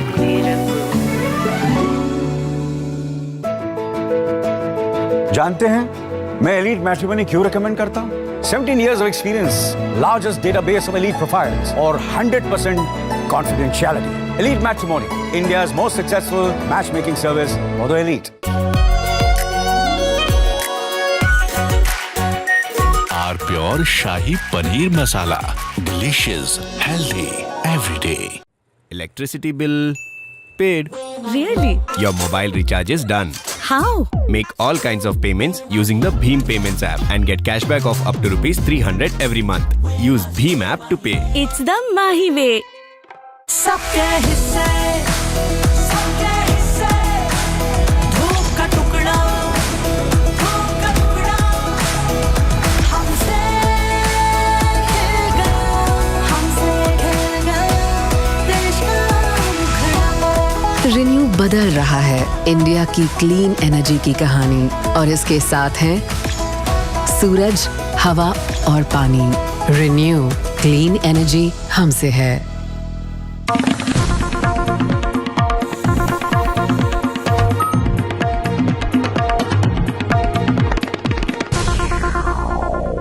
मीठा या नमकीन, चाहे जैसे खाओ, 100% सूजी से बनी आर प्योर वर्मिसेली, स्वादिष्ट, सेहतमंद हर रोज। ऑक्टोरोमा मैनुअल वाइंडिंग, 4 लोगों के पास है ये। कुछ इससे भी अनोखा। कमला पसंद, सिर्फ एक अनोखा स्वाद। कमला पसंद पान मसाला।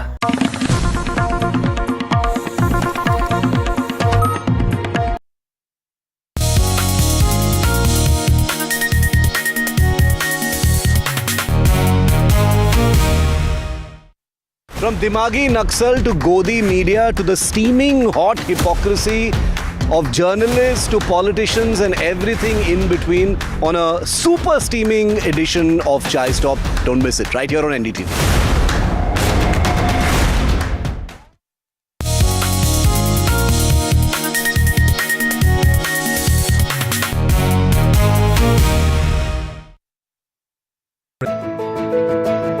जानते हैं मैं एलीट मैट्रिमोनी क्यों रिकमेंड करता हूं? 17 years of experience, largest database of elite profiles और 100% confidentiality. Elite Matrimony, India's most successful matchmaking service for the elite. थोड़े में ज्यादा स्वाद, यही तो है इसकी खास बात। वाओ मम्मा, क्या स्वाद है। अरे मेरे राजा, सबका राजा आरती और मसाला।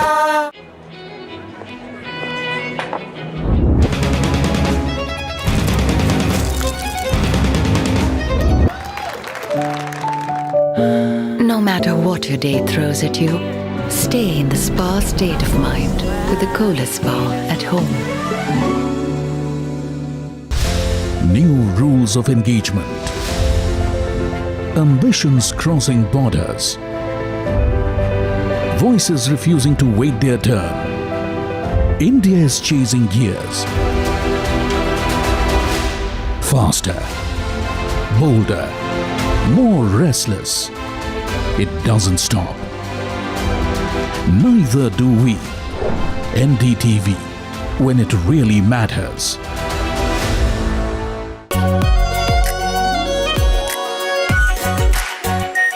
Are pure shahi paneer masala, delicious, healthy, everyday. I'm in Ahmedabad's gift city today. This is Prime Minister Narendra Modi's dream of building an international financial center. Now I think we're reaching a point where the international financial operators are the ones chasing gift city. Began, there were just about 100 registrations. Today it's close to 1,250.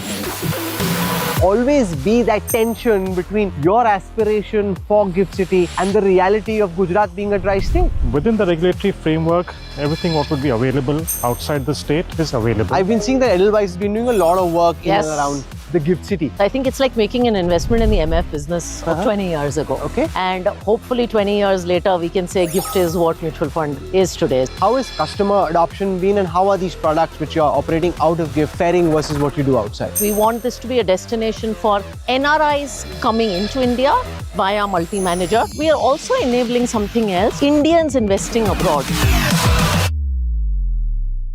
मीठा या नमकीन चाहे जैसे खाओ 100% सूजी से बनी are pure vermicelli स्वादिष्ट सेहतमंद हर रोज. What seems settled for me is unfinished business. So I rewind, I pause, I reflect, I dig until what's buried stands up to be counted. Breaking ground, not just headlines, the meaning behind them. This is Breaking.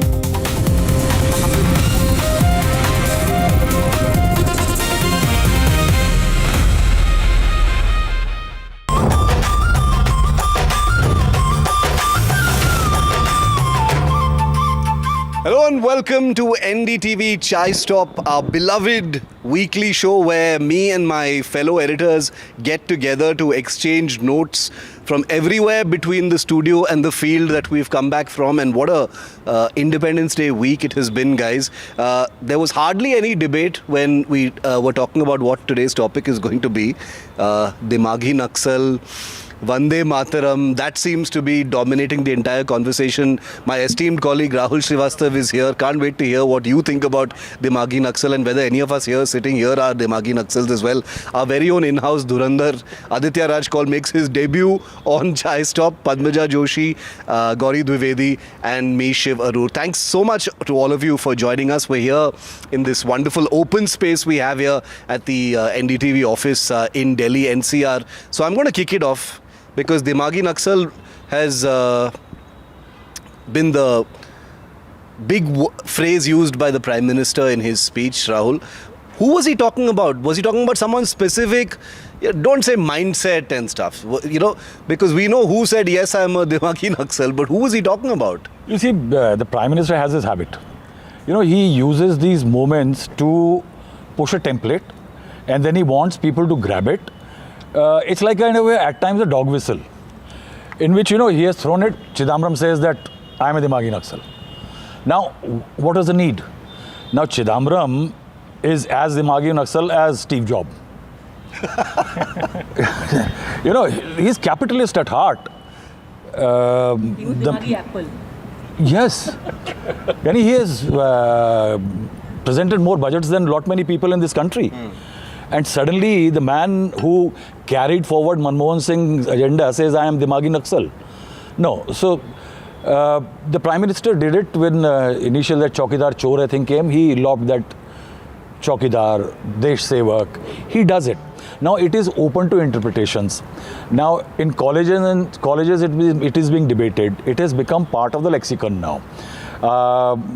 So much so that one of my young nephews says that in his college, all those who were at one time called nerds are being called Dimagi Naxals. It's caught on, basically. It's caught on. Now you suddenly have, and because you see, it's not delivered from some speech in Parliament, some place, from Red Fort. When you do it from Red Fort, it has, that day when we were discussing the Red Fort speech, I said it's a political space. But you know, how far do you take it? How far do you take it that you are here talking about that protest, you're trying to address what was the sentiment of the protesters. But then you create a divisive line. Dimagi Naxal. Yeah. No, now the jury should be out on this, whether it should be done or not. No, but because 2 or 3 interesting things have happened, and Padmaja had a fabulous show yesterday where the topic was Dimagi Naxals. We saw all those viral bits as well. A, who was he talking about? B, there seems to be some confusion in terms of owning it. Flipping it around at the Prime Minister or the BJP. You've got Chidambaram talking about it, but the Congress at large has not sort of latched onto it and owned the whole thing and tried to flip it around the way the BJP did with Chaukidar Chor Hai. What's the sense you've been getting on that? Shiv, I think it was Even Rahul Gandhi hasn't said anything about it. It was a bait that the Prime Minister threw, and the usual suspects have gone and taken that bait. Now look what has happened. All the people, who've come out of the woodwork and said, "Main hu Dimagi Naxal, main hu Dimagi Naxal," and it's literally like what the BJP says. Look, they are owning it. So on the one hand, you've got the Prime Minister, and by the way, he was very clear in what he meant by way of definition. He said, and it was the context in which this was said from the Red Fort, he said, look, we have eradicated that overground insurgency, the armed insurgency as of March 2026, we've done away with it. The armed Naxals, we have managed to kill them off, but there are still those people who give them intellectual support, and those people we need to guard against. These are the Dimagi Naxals. It was pretty much exactly what we used to call Ojit. What is the difference between urban Naxals and Dimagi Naxals? What is the difference between those? Naxals didn't have Dimag. No, what is that difference? He did it with Lutyens gang. Yeah, Khan Market gang. Khan Market gang. So this is the new avatar of that? I think narrower. I think it's a narrower one because it involves people who might be supporting agitations. I think the context basically was, anarchists. I will not say that, but yes, he was trying to say that, indicate that these are anarchists.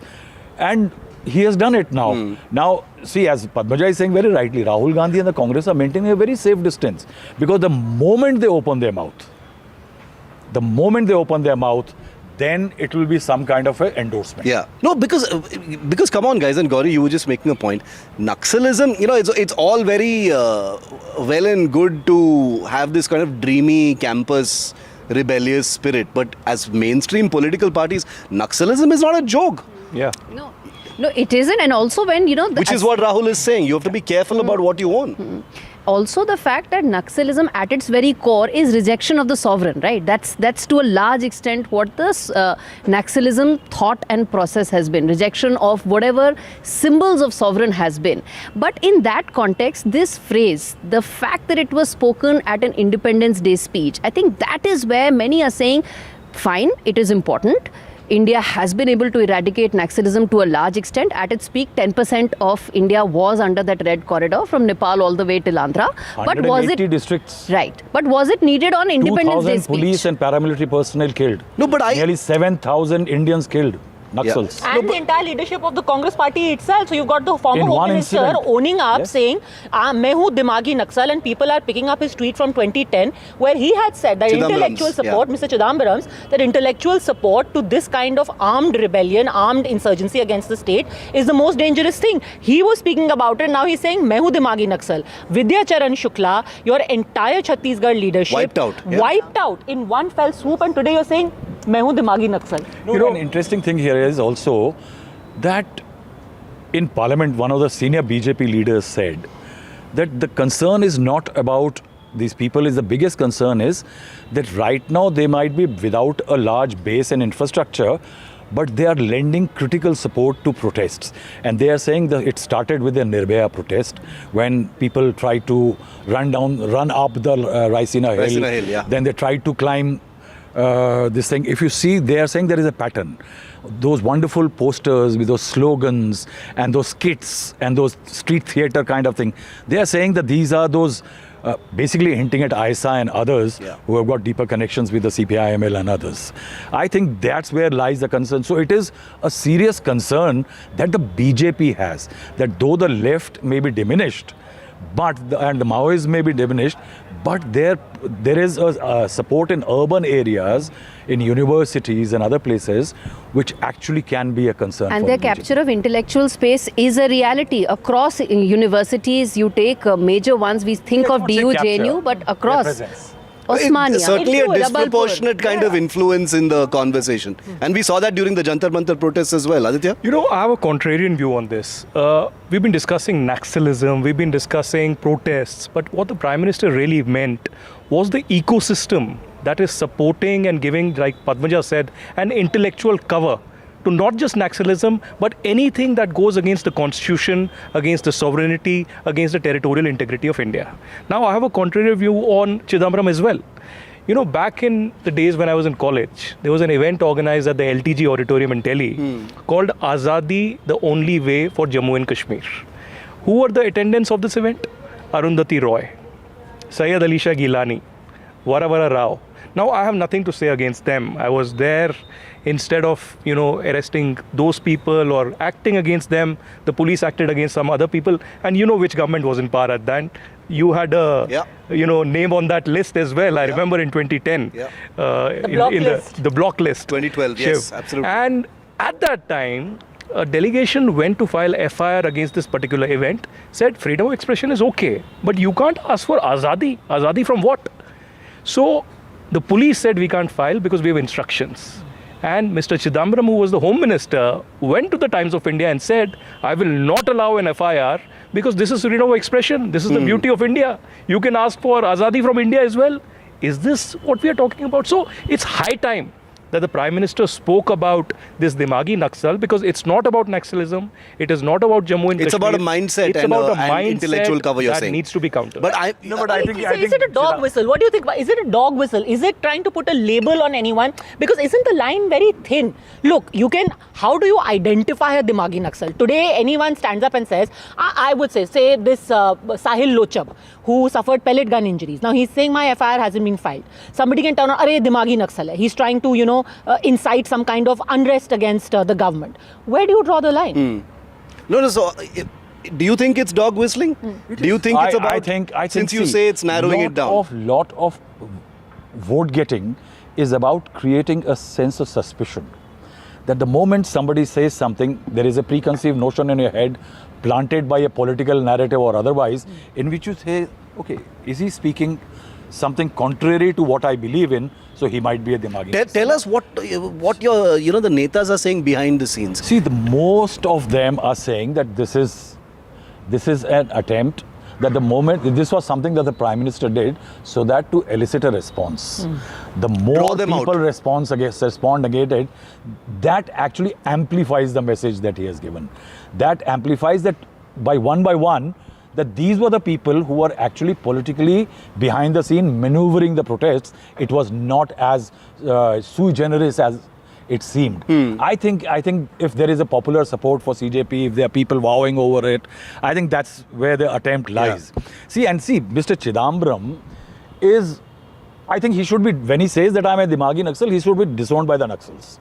Because if you remember how he loves freedom of speech or anything in this country, when he was finance minister, he gave DRI sweeping powers to tap conversations. Yeah. When he went to Home Ministry, he withdrew that because Pranab Mukherjee was there. So he was afraid. Oh, we remember that entire episode. So he withdrew it. I did the story on it. Then when he came back to Finance Ministry, he gave back DRI those powers. The result was the Neera Radia tapes. That was the Neera Radia tapes under Mr. Chidambaram. He was eavesdropping. Now, do you think that Naxals will like to have him on their side? Certainly not. This is worth exploring. And all that freedom of expression, remember he was also there when the Kudankulam protesters, all of them, an entire village, was booked for sedition. Under the UPA, yeah. Exactly. Do you think the Prime Minister, with what, I don't want to make this entire thing only about Mr. Chidambaram because it was a tweet and I wonder what he thinks about it now. But and he's a super intelligent politician. He must have thought about putting it out. We've seen the blowback. But do you think with someone like a P. Chidambaram, who's a stalwart former Home Minister, former Finance Minister, just him saying it kind of proves the Prime Minister's point? At some level, yes, you can say that simply because of the scale at which we are talking about it, the scale at which all of this is leading to a larger conversation. You mentioned about P. Chidambaram and that entire sequence. I'll tell you that letter was the very basis of the 2G spectrum case actually going in a completely different direction. That specific letter as to Rahul who reported that story. Yeah, that letter was the reason as to who started and who ensured the allocation of spectrum.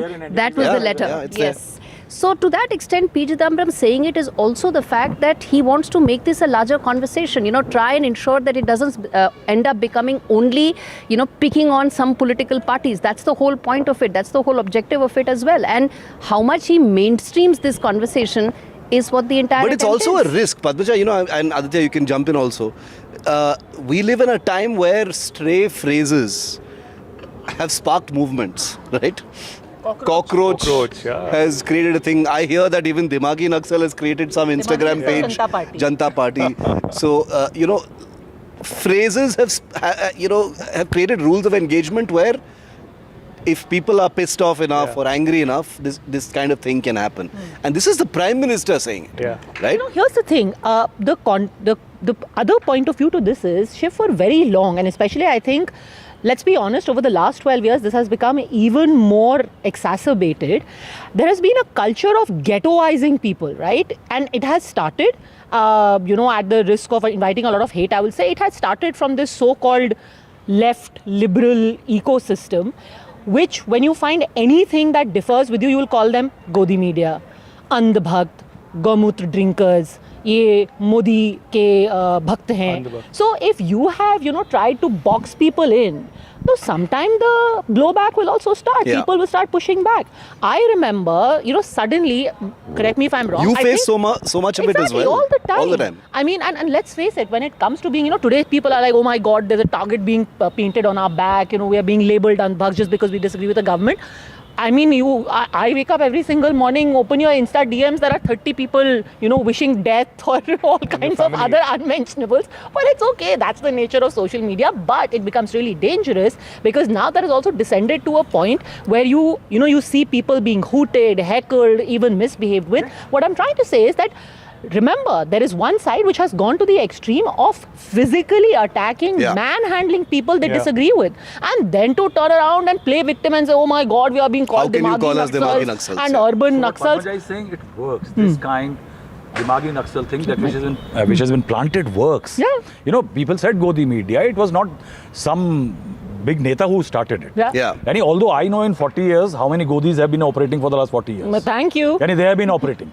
I have been removed from beats and I had to resign from a job because there was certain Godi operating. So, the point. And I think I'm sorry, but we don't talk enough about it because I think one side has chosen to maintain a dignified silence, and this has gone on for very long.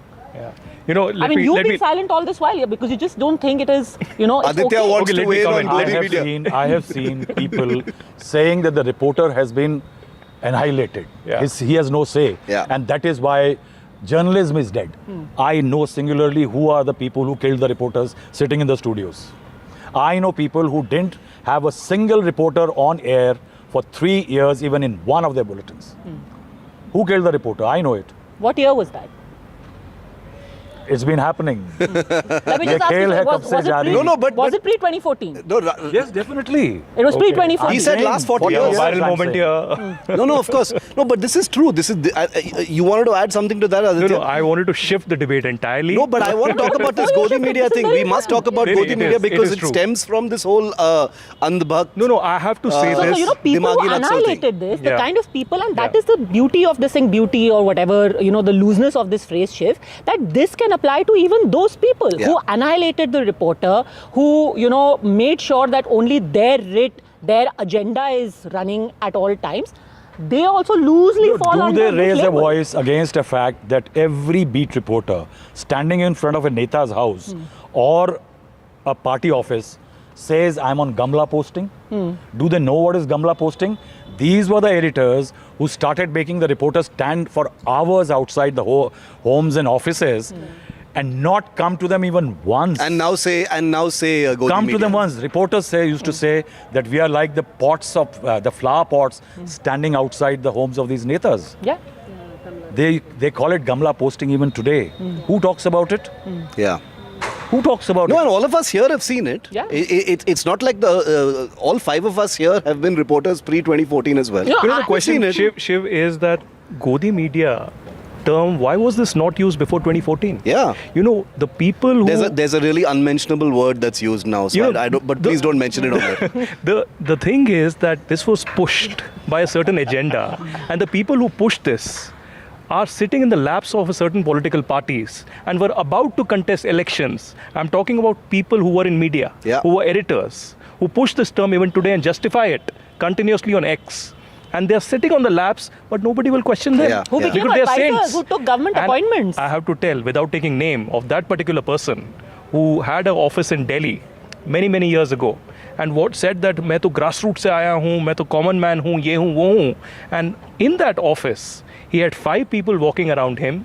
One was holding umbrella, one was holding his bag, and 2 were accompanying him towards that posh office in South Delhi. Yeah. So I don't need sermons from these people. But, coming to the mindset part as well, the question is also the viral video that the girl that you interviewed, what did she say in that entire interview, entering Ladakh? She said that हम आपके tax के पैसे देते हैं army को और लद्दाख को और सब पुलिस को. मैं जेनजी हूँ, हमारे साथ ऐसा मत करो, आप देखोगे क्या कर दोगे, क्या हालत हो जाएगी. Why is this mindset coming across? Now protest is justified. Yeah. Democracy is very important. You question the government, you abuse the government. That is completely okay. But are you not crossing a line when you say the army and police वाले ये बेचारे भी तो tax देते हैं. Yeah. They are not saints. My taxes pay your salaries. Yeah, वो लोग भी tax देते हैं. By the way, she also said Jantar Mantar मेरे दिमाग में उस वक्त हावी हो गया था. So she has referenced sense that of entitlement, sense of protest at a completely different level. But I have to just add one last point. Usually I would have expected an editor to grill her and abuse her, which probably did happen.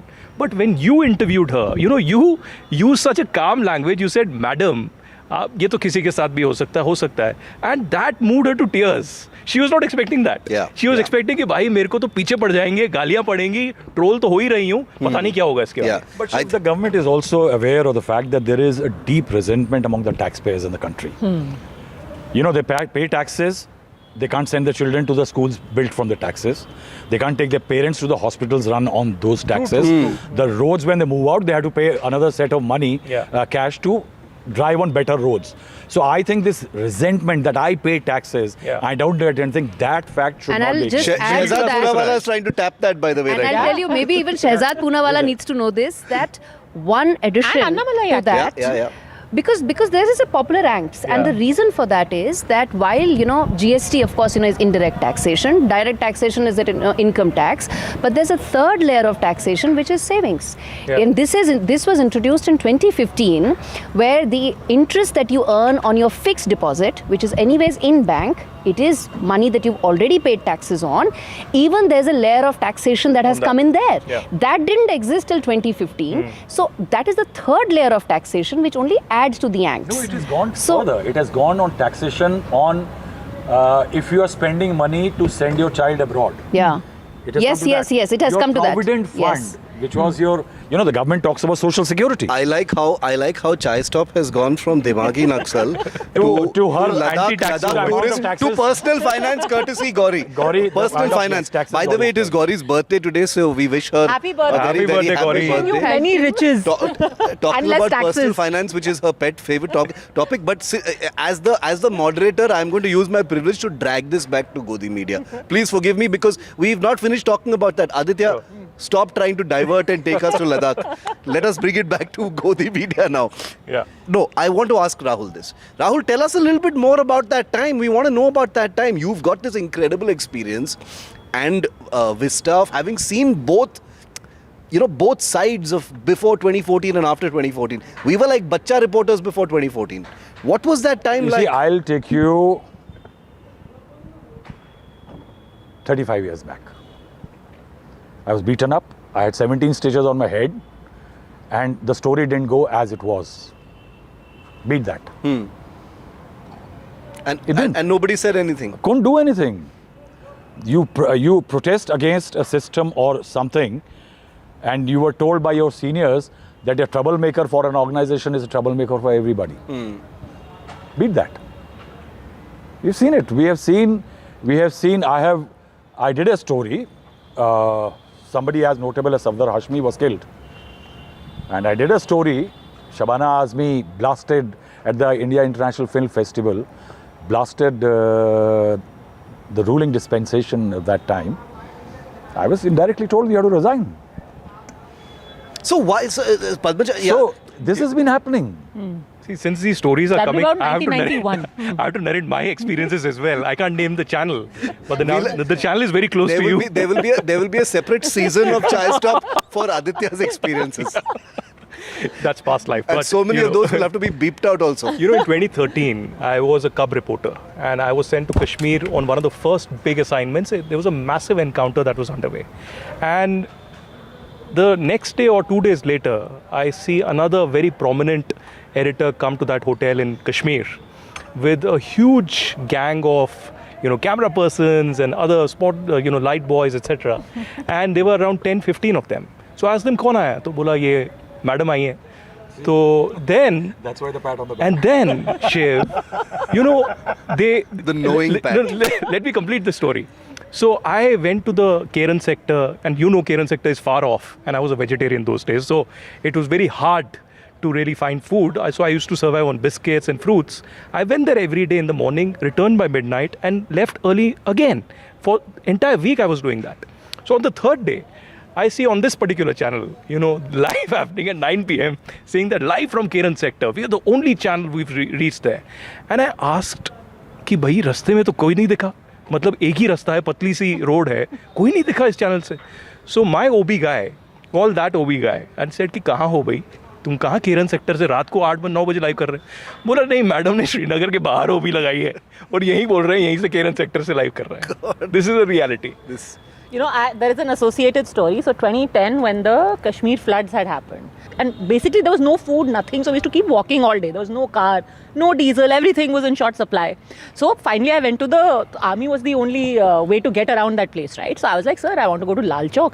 Next sortie when you go, please take me also." They said no. So finally I said, "You know what? You need somebody to throw the relief material. I will be that person. And my camera person will sit behind, so we won't take up any more this thing. We won't waste your sortie. Just take me, I will throw." So we kept that door open. I'm half hanging out and throwing stuff. And that's how we shot.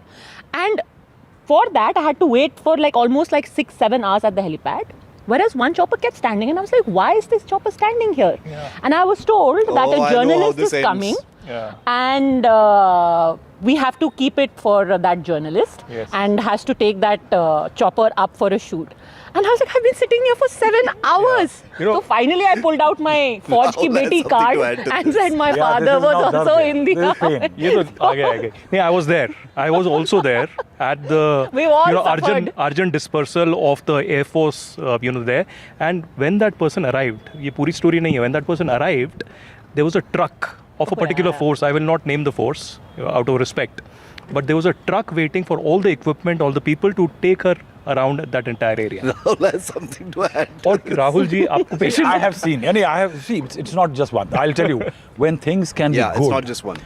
There was a minister in one of the past governments who made the Prime Minister release a stamp in his father's name that the father was a freedom fighter. Now, when you're young, you have that thing about that you're always curious. Something's, maybe I may check what is happening. So through sources, I checked from 2 prisons where it was stated that this father was never jailed. So I went to the minister's office on pretext of something. I have to ask you questions about that. After asking 3 lame questions, I asked him the 4th question. He got up from the chair fell, and he ran away from the office. 2 hours later, and that was enough for me. When you ask a question and somebody runs away, what can be better? 2 hours later, the minister was in my office, and I get a call from the boss that, "What have you done to this fellow?" I said, this happened. No, this is a very interesting story. So, there is a anti-Godi also. So, I was told, anyway, whatever you have done, it is you who has to deal with him. I went back to the room. I told the minister that, "Boss, see, you came to complain against me, wanted to get relief, you're not getting it. You have to deal with me." And that day I felt good. I felt good. That's where lies the strength of the system. You see, Godis will always operate. Nehruji operated it. Narasimha Rao had his favorite reporters and editors. Everybody has them. But also we have to understand that challenging a prime minister or questioning a prime minister is not synonymous to dumping bile. There is always a nicer way of doing things, even if it is breaking a boiled egg. That's what is missing. No, and you know, I can speak for all of us here, and I can speak for an entire community of journalists out there who are not wildly, leaning politically in one way or the other, who feel either offended or indifferent to many senior journalists from our community who've become flag bearers of this whole Godi media attack on people like us, people like others who face this on a daily basis. And they've blurred that line between activism and journalism. Many of them have become YouTubers, successful YouTubers. It's kind of sad, it's kind of pathetic. But I think what Rahul has said, as I bring this to a close today, is an important thing to ponder on. You know, why is pre-2014 suddenly seen in this kind of soft focus glory, right? Like it is some, the halcyon days of yore when things were lovely and we used to skip around gardens with fairies while we reported our stories. Shiv, one last final comments from everyone on this. Which is that I worked closely with an editor who went on to, be part of one of these other parties. The face of the party now, so to say, to that extent. We worked very closely on a daily basis. And I know just how much went into the access being utilized in the way that it finally did. And the turnaround that happened overnight. So when you are a journalist and when you are, let's say, asking questions, you ask those same questions and you meet those same people who are in government, right? I mean, whether it's 2016, whether it's 2017, 2019, right? I'm talking about post-2014 era. But suddenly, when you switch sides in maybe less than 60 minutes, maybe even less than that, you suddenly have a new persona altogether.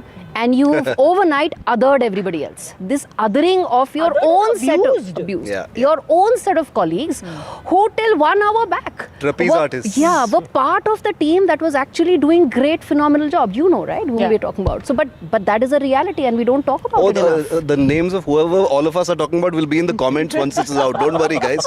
Sabka naam aayega isme. I will say, I have seen what has happened that we don't realize.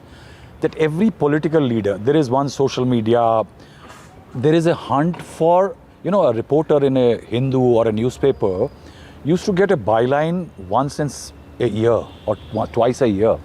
Now the prominence you get on television, social media, you want to be famous, you want to be known. There is a monetization element to it now. Yeah. All that is leading to a threat. Where at one time I used to say that there used to be cheerleaders of the government. Now you got cheerleaders everywhere. And that's the risk. That's what somebody may call you Godi or may not. There's a material aspect to it. You may still survive it. But the fact is, what the public is questioning now is that they can now see through cheerleaders. And that risk journalists need to avoid. Otherwise, your existence is at stake. You can't exist and survive. And when it comes to name calling, look, it's not desirable. Any tags, any of these, labels being put on anybody in an ideal world is not desirable. But I'm sorry, when you have started it, you have taken it from name calling to actual social media, a lynch mob being let loose on you, to actual physical attacks on you. Then you can't sit there and say, why is Modi calling people urban Naxal? No, you've had newspaper journalists when we were in Jantar Mantar saying, people sitting in studios, they are responsible for this. So because it got so ugly, newspaper reporters who never leave their offices. Newspaper reporters who sitting in Delhi are predicting what should happen in Bihar and what is happening in Lucknow. Won't know how many districts are there in Uttar Pradesh, but will write like long columns. But let's not get started. If you call names, I'm sorry, if you're in the kitchen, then be ready for the Okay, again, I'll say that Dimagi Naxal has that risk. That once you launch something like this, there might be people who take it more seriously. And like people who are called Godi media were targeted. It led to things. I think there needs to be a caution in launching these templates. Everyone should back out. Yes, everybody needs to step back. Yes. Okay, our producer is saying we need to wrap up. One last point. You know, today we are targeted. Today there is desperation, as Rahulji said, for publicity, social media, clamor, etc., monetization, engagement farming. But, you know, our editors in the past were very smart. What used to happen in the past, Shiv, is that किसी editor ने कुछ उल्टा लिख दिया, उसको ban कर दो. I remember many years ago, and Rahul ji, as the senior most here, would remember this, that the Radia tapes thing happened, and immediately after that, we had Mr. Vinod Mehta, do a cover story for the Outlook magazine, and he was banned from that channel. And Vinod Mehta went on to write a book called The Lucknow Boy, in which he said that integrity is like virginity. You can lose it only once. How do I lead out from that? How do I lead out from that? I'm going to end this, but we've got medically restored integrity. Virginity, integrity. Well, you know, it's a great line. Even though we've seen how many of the things that Vinod Mehta has said recently have been in the news for all the wrong reasons, and he's no longer alive to defend himself. But he's a controversial figure for sure. No. On that, I'm also, sure it will I come agree up. with Vinod Mehta what he has written. Yeah, I have seen it. 1988 onwards. We need to do a part 2. We need to do a part 2. So only for lack of time, we'll have to bring this episode to a close. But I promise you that I think the seeds of a part 2 of this conversation will happen, and we will bring that to you next week. Thanks Rahul, thanks Aditya, Padmaja and Gauri, and we will continue to bring you much more from ChaiStop every single week. Last week we couldn't because NDTV was relaunching our new look, so our profound apologies for that. But I will be herding all my friends every week ChaiStop. Thanks, and join us again next time.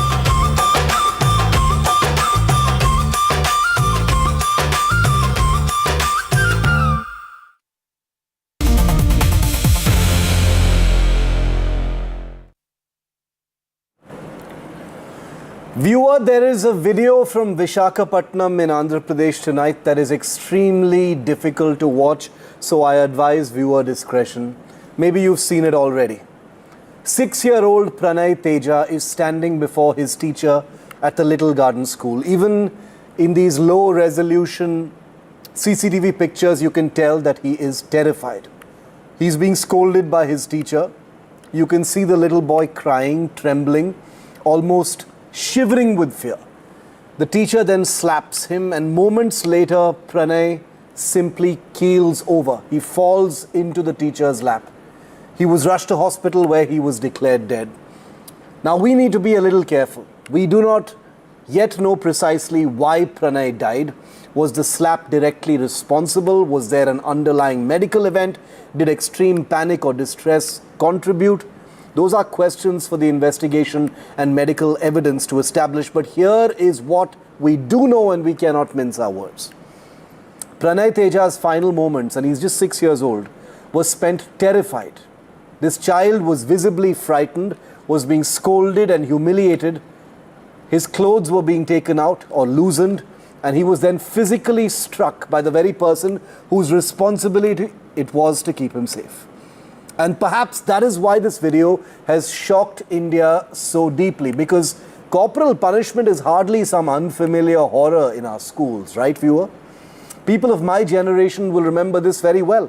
A slap, a ruler across the knuckles, getting your ears pulled, being publicly humiliated in the classroom. We laughed about it later, even romanticized it and joked about how this was the way to bring kids up. We normalized it. We are guilty of that. Except the law does not. Section 17 of the Right to Education Act expressly prohibits both physical punishment and mental harassment of children, with disciplinary action prescribed for violations of the kind you've just seen Pranay Teja subjected to. NCPCR guidelines explicitly include slapping, intimidation, ridicule, shaming and humiliating scolding. Now, as the circumstances of Pranay Teja's death are being investigated, perhaps that haunting image of a tiny boy simply collapsing after being slapped should force us to confront something larger. Why does it terrify us so much? Perhaps because for millions of Indians, watching Pranay tremble brings back memories of a school culture we were taught to accept. A culture that children should never have had to accept at all. ఉదయం లేచాడండి బాబు లేచిన తర్వాత స్కూల్కి వెళ్ళనన్నాడు ఒకసారి అడిగాడు రెండోసారి అడగలేదు పోలేనన్నా సెలవు పెట్టేసాం కదా ఎగ్జామ్స్కి టైం ఉంది కదా వెళ్ళిపోనానా అంటే సరే వెళ్ళిపోతున్నానా అని చెప్పేసి అన్నాడండి కరెక్ట్గా మళ్ళీ వెళ్ళిపోయిన తర్వాత అంతా బాగానే ఉందనుకో 12 గంటలకు నాకు ఫోన్ చేశారండి నాకు స్కూల్లో ఒక్కరు కూడా నాకు ఎవరు చేయలేదండి ఆ పక్కన ఉన్న మా బావ దగ్గర వంటలో పనిచేస్తున్నారు వాళ్ళు నాకు చెప్పారు ఫోన్ చేసి ఇలా అయిందని చెప్పేసి ఇక్కడ తీసుకొచ్చే లోపు కేసులు చనిపోయాడని చెప్పాడండి అంతకన్నా నాకేం తెలియదండి స్కూల్లో సీసీటీవీలో చెక్ చేస్తే మేడం గారు జడిపించారండి సెట్ తిప్పించి కొట్ట వాళ్ళు పడిపోయాడండి జడిచిపోయి అక్కడ చచ్చిపోయాడండి డాక్టర్ గారు అక్కడ చెప్పారు చనిపోయి అరగంట అయ్యిందండి అని చెప్పారండి. స్కూల్లో ఈ సంఘటన 11:22 నిమిషాలు జరిగిందండి. సో జరిగిన వెంటనే బాబు ఇలాగా సార్ హోంవర్క్ బుక్ బుక్ తెమ్మని చెప్తే ఒళ్ళో పడిపోయాడు సార్ అని చెప్తే టీచర్ చెప్తే నేను ఏం చేశానంటే అప్పుడు వెంటనే పక్కన శ్రీనివాస్ రెడ్డి హాస్పిటల్కి నియర్ బై తీసుకెళ్ళాను. అతను వెంటనే హార్ట్ ప్రాబ్లంలో ఉందండి మీరు వెంటనే కేజీస్ తీసుకెళ్ళమని చెప్తే నేను వెంటనే కేజీస్కి తీసుకుని వెళ్ళాను. వాళ్ళు అక్కడ ఫస్ట్ ఎయిడ్ చేసి 10-15 నిమిషాలు చేసిన తర్వాత బాబు పల్స్ లేదని చెప్పారు. సో మేము ఆల్రెడీ బాబుకి అయిన వెంటనే పేరెంట్స్కి ఇన్ఫార్మ్ చేసాం, కాల్స్ చేసాం. కాల్స్ అవ్వకపోయేసరికి 2 టీచర్ని పేరెంట్స్ ఇంటికి పంపించాను నేను. సో వాళ్ళు డైరెక్ట్గా అక్కడ కేజెస్గా వచ్చారు. సో అది సార్ జరిగింది. Truly a horrific incident, and I want to repeat once again that no matter how normal a teacher slapping a child looks, I want to remind ourselves and all of you that any kind of corporal punishment and mental torture is a punishable offence under Indian law. Let that be very clear. Welcoming onto my show to discuss this distressing incident and why it has disturbed people across the country, I'm joined by Anil Kumar, principal of one of Delhi's best known school, the Delhi Public School or DPS in R.K. Puram. Dr. Jayanti Datta is a psychologist. Thank you very much to the both of you for joining me. Mr. Kumar, to you first. You know, like I said right at the outset, corporal punishment, teachers slapping children, you know, it is not in itself anything that surprises us. But in this particular case, this child was clearly trembling, terrified, pleading, being stripped and then being slapped. What do you make of this, sir? Shiv, this is something very, very tragic. First of all, my condolences to the family. Yeah. And I'm tempted to quote from Tulsidas here. And that is, दया धर्म का मूल है, पाप मूल अभिमान, तुलसी दया न छोड़िए जब लग घट में प्राण. I am really horrified by the fact that the teacher who is in the control of the situation is not even, मतलब उसको जो दया का भाव है वो भी नहीं आ रहा है. This is something which is it's very, very tragic, I'll say. And there is, मतलब उनको टीचर कहने गलत है in my opinion. No, I agree with you. And Dr. Jayanti Datta, what do you make of this, ma'am? Because it's a short clip that we have before us. It is clear, even from this blurry CCTV video footage, that this child is trembling, terrified, practically shivering. You can make out. But the teacher continues to, you know, seem to unbutton his shirt, his pants. 6 years old, madam. Upper kindergarten. It's a shame. It's a shame to the profession of teachers. See, the teachers are the kind of guidance warrior. You know, they shape the life of the children. How can you have such people who have been appointed in these kind of schools to treat children like this, educate? How can they educate when they have no compassion at all? And you know how insensitive the lady could be. We are shuddering to see the child and she has no impact. She kept on hitting the child. I think, you know, it's high time when you come across such kind of cases in the school, in spite of declaring it's a corporal punishment, it's not allowed, it's punishable. But, you know, when these things are on the rise, I think it's high time you should really find out this is not just one incident. I'm sure the atmosphere of the school must be as barbaric as it is.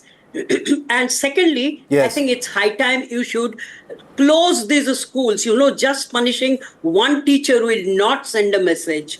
When you deal so crudely and you threaten the life of the child, you pumped out the life of the child. And this is what we heard about a couple of months back also, where a very reputed MNC, the daycare center, Yes. the people who were supposed to take care of the children, they were brutalizing the children. I think it's high time, you should come out with more strict punishment for these kind of people. Wind up the school, and it's not just single teacher who should be punished. Certainly the teacher has to be punished, but I think, it's high time to cancel the affiliation of the school if you have, and also penalize the family of the teacher, because this is a clear-cut displacement of our own frustration. Yeah. I am handling such cases where in a professional college, a schizophrenic tutor on medication is allowed to continue with her job. So you have to find out whether the teacher herself was mentally sick or not. You cannot treat a child normally like this, and Yeah. the child dies. It's not just one slap. Must have been brutalized before also. And I'm sure, as I said, the school atmosphere must be such that they have been continuing like this barbaric act for long enough. And it's high time, unless and until, the punishment has a message. If you give a message that I remember Bangalore also, Ma'am Smriti Irani was the education minister then. They brutalized 6 years old child. And that time, of course, it was not a teacher. It was somebody else. And, the authorities said, we were not there. We are not responsible. But I pleaded and I fought and I said, please, dissociate the school and just ban their continuity in the field of education. I completely agree with you, Dr. Datta, because, there must be some culture in the school that overlooks this. It cannot be an isolated incident. Mr. Kumar, what kind of sensitization happens with teachers? Because एक ज़माने में ये तो normal था, sir. हम जब बड़े हो रहे थे तो slapping, hitting with scale was considered normal. It was not even illegal at that time. Now it is illegal, sir. मरा नहीं, nobody died. Yeah, nobody died at that time. Now this is dangerous, sir. How do you sensitize teachers, Mr. Kumar? See, Shiv, the very simple guidelines are there. First of all, the SOPs has to be very clear in this. And for that, we circulate them by virtue of, by way of an order, number one. Number two, secondly, we conduct workshops from through the experts and all that. And then, obviously, nowadays, the world has moved so fast and so ahead of all this. We are still in the, I'll say, not even 80s we are talking about. It is primitive to India also, if I were to talk about on these issues. But then I'll say the information down the country, it has to be spread far more wide, I'll say. All modicums should be used for it, which I feel is here the administration has to take a very stronger role, because when the teacher is doing such kind of an activity, I'm sure this cannot be the first case wherein the child, that means the attitude is an issue which needs to be addressed here. So what Madam Jayanti has said just now is an important aspect, that the mental health and the well-being of the teacher has to be ensured first, because whether he's fit to be there in the class or not, or she's fit to be there in the class or not, is something really needs to be addressed. So I'll say these are the things which should be integral to the overall, I'll say, culture, as you very rightly put, the word is culture. Yeah. There has to be a system and a culture in place for this. And this is not some small, this is not a small city or a remote part of the country. Even there, Dr. Datta, it would not be something that you can forgive or overlook. This is Visakhapatnam, madam. It's a big city in Andhra Pradesh. Imagine. Like a reasonably well-known school, a small school, but a well-known school in that city. Not some remote part, even in a remote part of the country, this would be scary. But I'm saying this is happening in a city, a well-governed city, madam. You're right. Yes, Shiv, you very rightly just the word is culture here. Teachers' mental health. It's the kind of the vigilance the school maintains about the behavior between the teacher and the students. So it is so obvious. Some teacher is beating a child so badly, the child dies, so you can imagine what kind of atmosphere the school must be maintaining, even if it is a renowned school. So, you just don't have to be concerned only about the fees and your curriculum. You must see the health of the children also. Yeah. I'm sure the child's health must not have been so well kept, but the worrisome thing is a teacher is the one who is the guardian for the children during this quality time, when the children come to your school and they spend the maximum quality time in the school premises. And here you are so ignorant, you are brutalizing the child and you are getting away. And there is no kind of a vigilance, no kind of a, where are the CCTV cameras, which was mandatory. Visakhapatnam is a good city, and if you were saying it's a reputed school, so why the teacher is allowed to continue with this kind of a barbaric behavior? Indeed. Where are the other teachers? Where is the responsibility of the management? I think it's high time you should close down the school and you should take away their association or affiliation with the CBSE or whatever. The recognition should be removed. I think it's a strong message which should be conveyed to all the school authorities that if you are kind of misbehaving with the children, you are not taking the onus of your responsibility, we will take away your recognition, we'll take away your affiliation. It's happening in Delhi also, sir. Yes. Let me tell you, I've visited a number of schools, and fortunately, certain public schools I'm in touch with, and they do take cognizance of my interference, my advices. And the children are very observant today. And this kind of thing should not be allowed to happen. There are certain public schools where the pressure on the primary schools are so bad, so much, that the children are not able to sleep. I've been talking about it. I'm talking about the reputed public schools in the metropole in Delhi, where the children are pressurized with so much of work pressure that they are not even getting 5 hours sleep. What kind of students are you preparing? You just said one slap, one scale, and little bit of beating, but that was meant, to shape your future. Nobody tried to brutalize you. Yeah, this is clearly a larger conversation which we will continue to put the spotlight on. Only for a lack of time, I'm going to leave it there and thank the both of you. But before I end, I only want to point out that no matter whatever else is being investigated, the last 45 seconds of Pranay's life was spent in absolute terror. And the teacher didn't stop once, even as he pleaded with her to stop. She showed no mercy. She continued to take his clothes off, and then she slapped him. Even in those moments, no mercy was shown. So I'm just wondering what made this person a teacher. These are real questions to ask as we track this story here on NDTV. I'd like to thank both of my guests for their time tonight on India Matters. Very quick break. There's more on the other side.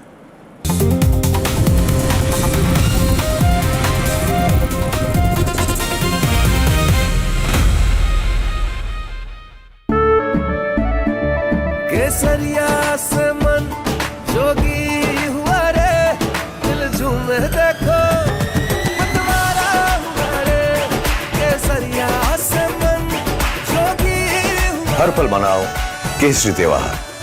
विमल, बोलो जुबान केसरी। हिंदुस्तान मिले हिंदुस्तान से,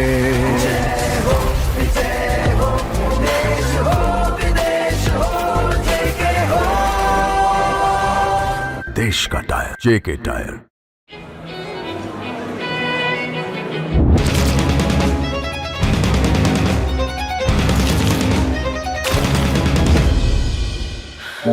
No matter what your day throws at you, stay in the spa state of mind with the Kohler Spa at home. जानते हैं मैं elite matrimony क्यों recommend करता हूं? 17 years of experience, largest database of elite profiles, और 100% confidentiality. Elite Matrimony, India's most successful matchmaking service for the elite. थोड़े में ज्यादा स्वाद, यही तो है इसकी खास बात। वाओ मामा, क्या स्वाद है? अरे मेरे राजा, राजा आरती और मसाला। बड़े बड़े इम्तिहानों से गुजरता है, वक्त तलाशता है जिसे, तो जाने क्या क्या ना करता है। जब तक खुशबू सबसे बेहतरीन न बन जाए, आराम के लिए नहीं ठहरता है। जब तक लाजवाब न बन जाए, उसे नहीं इत्मीनान है। तभी तो रिचमैन बनना नहीं आसान है। I'm in Ahmedabad's gift city today. This is Prime Minister Narendra Modi's dream of building an international financial center. Now I think we're reaching a point where the international financial operators are the ones chasing gift city. Began, there were just about 100 registrations. Today it's close to 1,250. Always be that tension between your aspiration for gift city and the reality of Gujarat being a dry state. Within the regulatory framework, everything what would be available outside the state is available. I've been seeing that Edelweiss has been doing a lot of work in and around the gift city. I think it's like making an investment in the MF business of 20 years ago. Okay. And hopefully 20 years later, we can say gift is what mutual fund is today. How has customer adoption been and how are these products which you are operating out of gift faring versus what you do outside? We want this to be a destination for NRIs coming into India via multi-manager. We are also enabling something else, Indians investing abroad.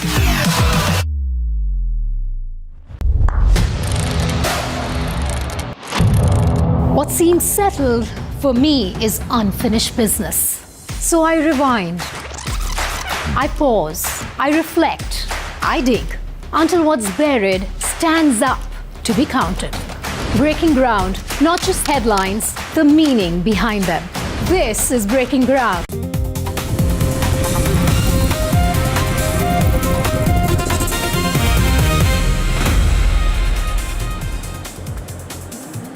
If you've been wondering why Paisan has been trending, then you probably haven't been tracking the trending trajectory of BJP MP Ravi Kishan.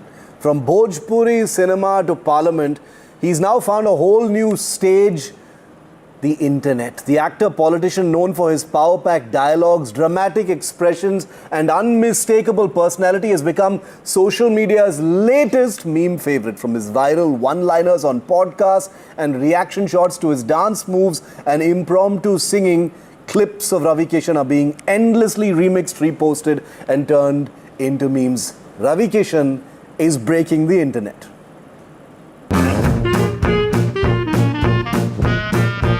Paisan. Money follows, my brother. Ravi Kishan. Money follows. Naam ya dam, naam. Actor, politician, and now the internet's latest meme king. Jaldi late. You have to do it. Bro, you fought election. The man known for his power-packed dialogues, distinctive expressions, and unfiltered personality has suddenly become social media's favorite reaction template. Money follows, my brother. From his viral one-liners, Naam ya dam, naam. Dam to daud ke aayega. To his unmatched expressions and perfectly timed reactions. आज हमारे को पंडित जी बोले हैं मौन रहिएगा, क्या करें? भाई मौन व्रत है हमारा. The internet just can't get enough of Ravi Kishan. But it's not just his words that are going viral. Now even his dance moves and his impromptu singing are having a moment online.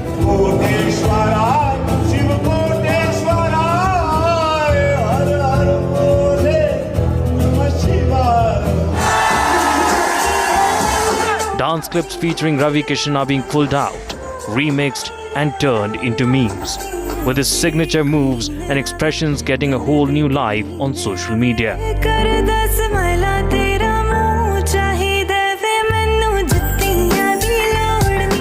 And that's the thing about Ravi Kishan. Whether he's delivering a dialogue, reacting to a question, or breaking into a dance. Money follows, my brother. Ravi Kishan has officially entered his meme era. Because on the internet, one expression, one dialogue, or one dance move is all it takes to go viral. He somehow always ends up creating a meme, and the best part is that Gen Z and Gen Alpha have accepted him. दुनिया में इतना दुख है ना, पापा जैसे लोग हैं, थोड़ा सा सबके चेहरे पे हंसी है. Gen Zs are very happy. Bureau Report, NDTV.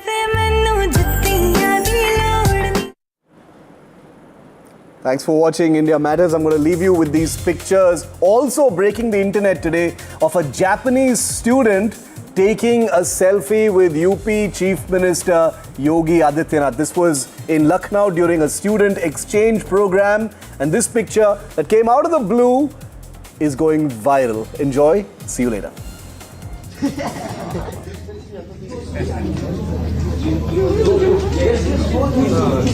Okay, thank you. Thank you. Thank you. धन्यवाद.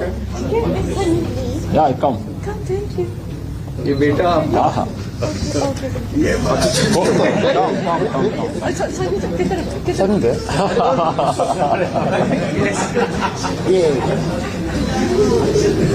ओके ओके तरो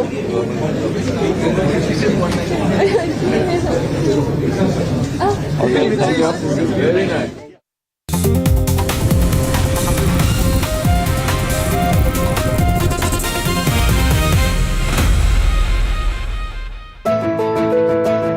जानते हैं मैं एलीट मैट्रिमोनी क्यों रेकमेंड करता हूं? 17 years of experience, largest database of elite profiles और 100% confidentiality. Elite Matrimony, India's most successful matchmaking service for the elite. थोड़े में ज्यादा स्वाद यही तो है इसकी खास बात। वाओ मामा क्या स्वाद है, अरे मेरे राजा सबका राजा आरती और मसाला।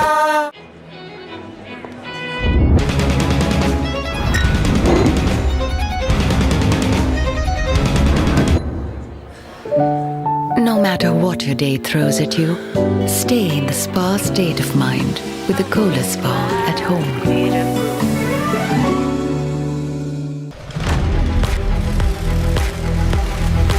I'm in Ahmedabad's gift city today. This is Prime Minister Narendra Modi's dream of building an international financial center. Now I think we're reaching a point where the international financial operators are the ones chasing gift city. Began, there were just about 100 registrations. Today it's close to 1,250.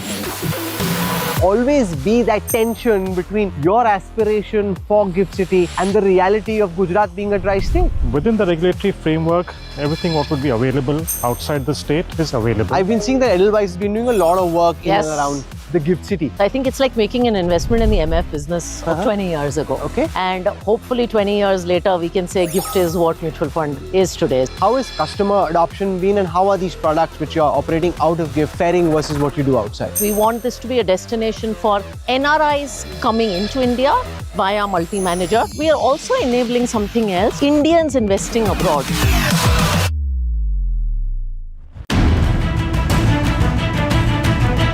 A new Nepal, new possibilities, a new opportunity for regional cooperation. NDTV World brings together the voices defining the next chapter of India-Nepal relations. Nepal's Foreign Minister, Shishir Khanna, Finance Minister, Dr. Swarnim Wagle, Dr. Sashi Tharu, actor Manisha Koirala, and Dr. Ram Madhav. Diplomacy, commerce, security, infrastructure, tourism, soft power. NDTV Anviksha, ideas across borders. The Nepal Dialogue, 27th August, Kathmandu, Nepal. New rules of engagement. Ambitions crossing borders. Voices refusing to wait their turn. India is chasing gears. Faster, bolder, more restless. It doesn't stop. Neither do we. NDTV, when it really matters. The front lines of Kargil. The fury of Operation Sindoor. So many attacks. The chaos and cries of disaster zones. To fighter jet cockpits. And the world's most defining interviews. It's incredible. He has seen history break. Live, unfiltered. 20,000 hours of live broadcasting. Welcome to Left, Right and Centre. Hard facts. War-struck country. Hard questions. In the Ukraine. 30 years of trust. In the Kargil area. North Ukraine. In France. In Italy. At Srinagar. Vishnu Shom for NDTV. Vishnu Shom. only on NDTV.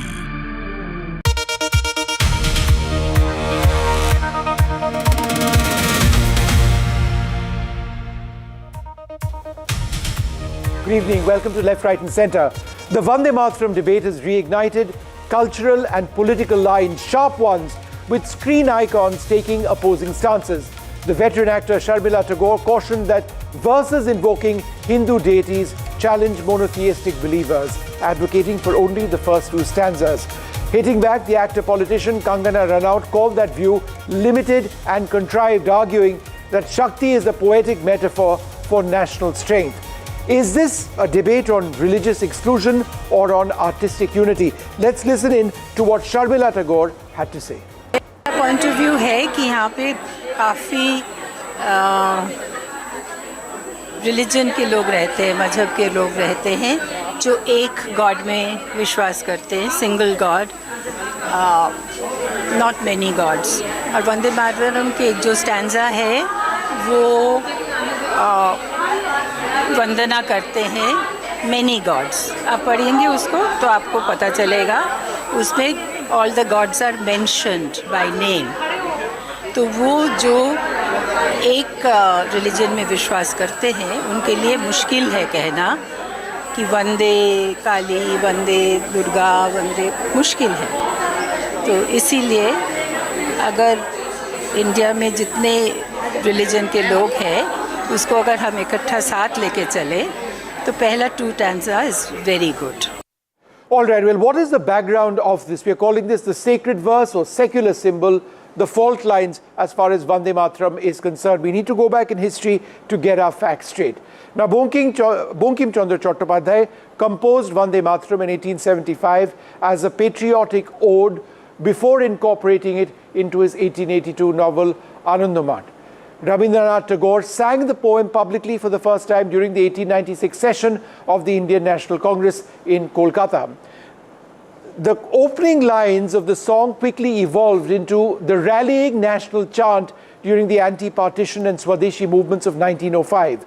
In October 1937, the Congress Working Committee formally restricted public renditions to the first two stanzas to ensure universal and non-sectarian appeal. On the 24th of January 1950, the Constituent Assembly President Dr. Rajendra Prasad declared Vande Mataram India's official national song, granting it an equal honor with the national anthem. Now, Parliament passed the Prevention of Insults to National Honour Amendment Bill 2026 recently, making the intentional disruption, right, of its singing, of Vande Mataram singing, punishable by up to 3 years in jail. All right, well, joining us now, Nasir Hussain of the Congress Party, Shogoto Roy of the Trinamool Congress. We are joined by Shumitra Chatterjee, the BJP MLA, and Radhika Khera, the national spokesperson of the BJP. Let me come to you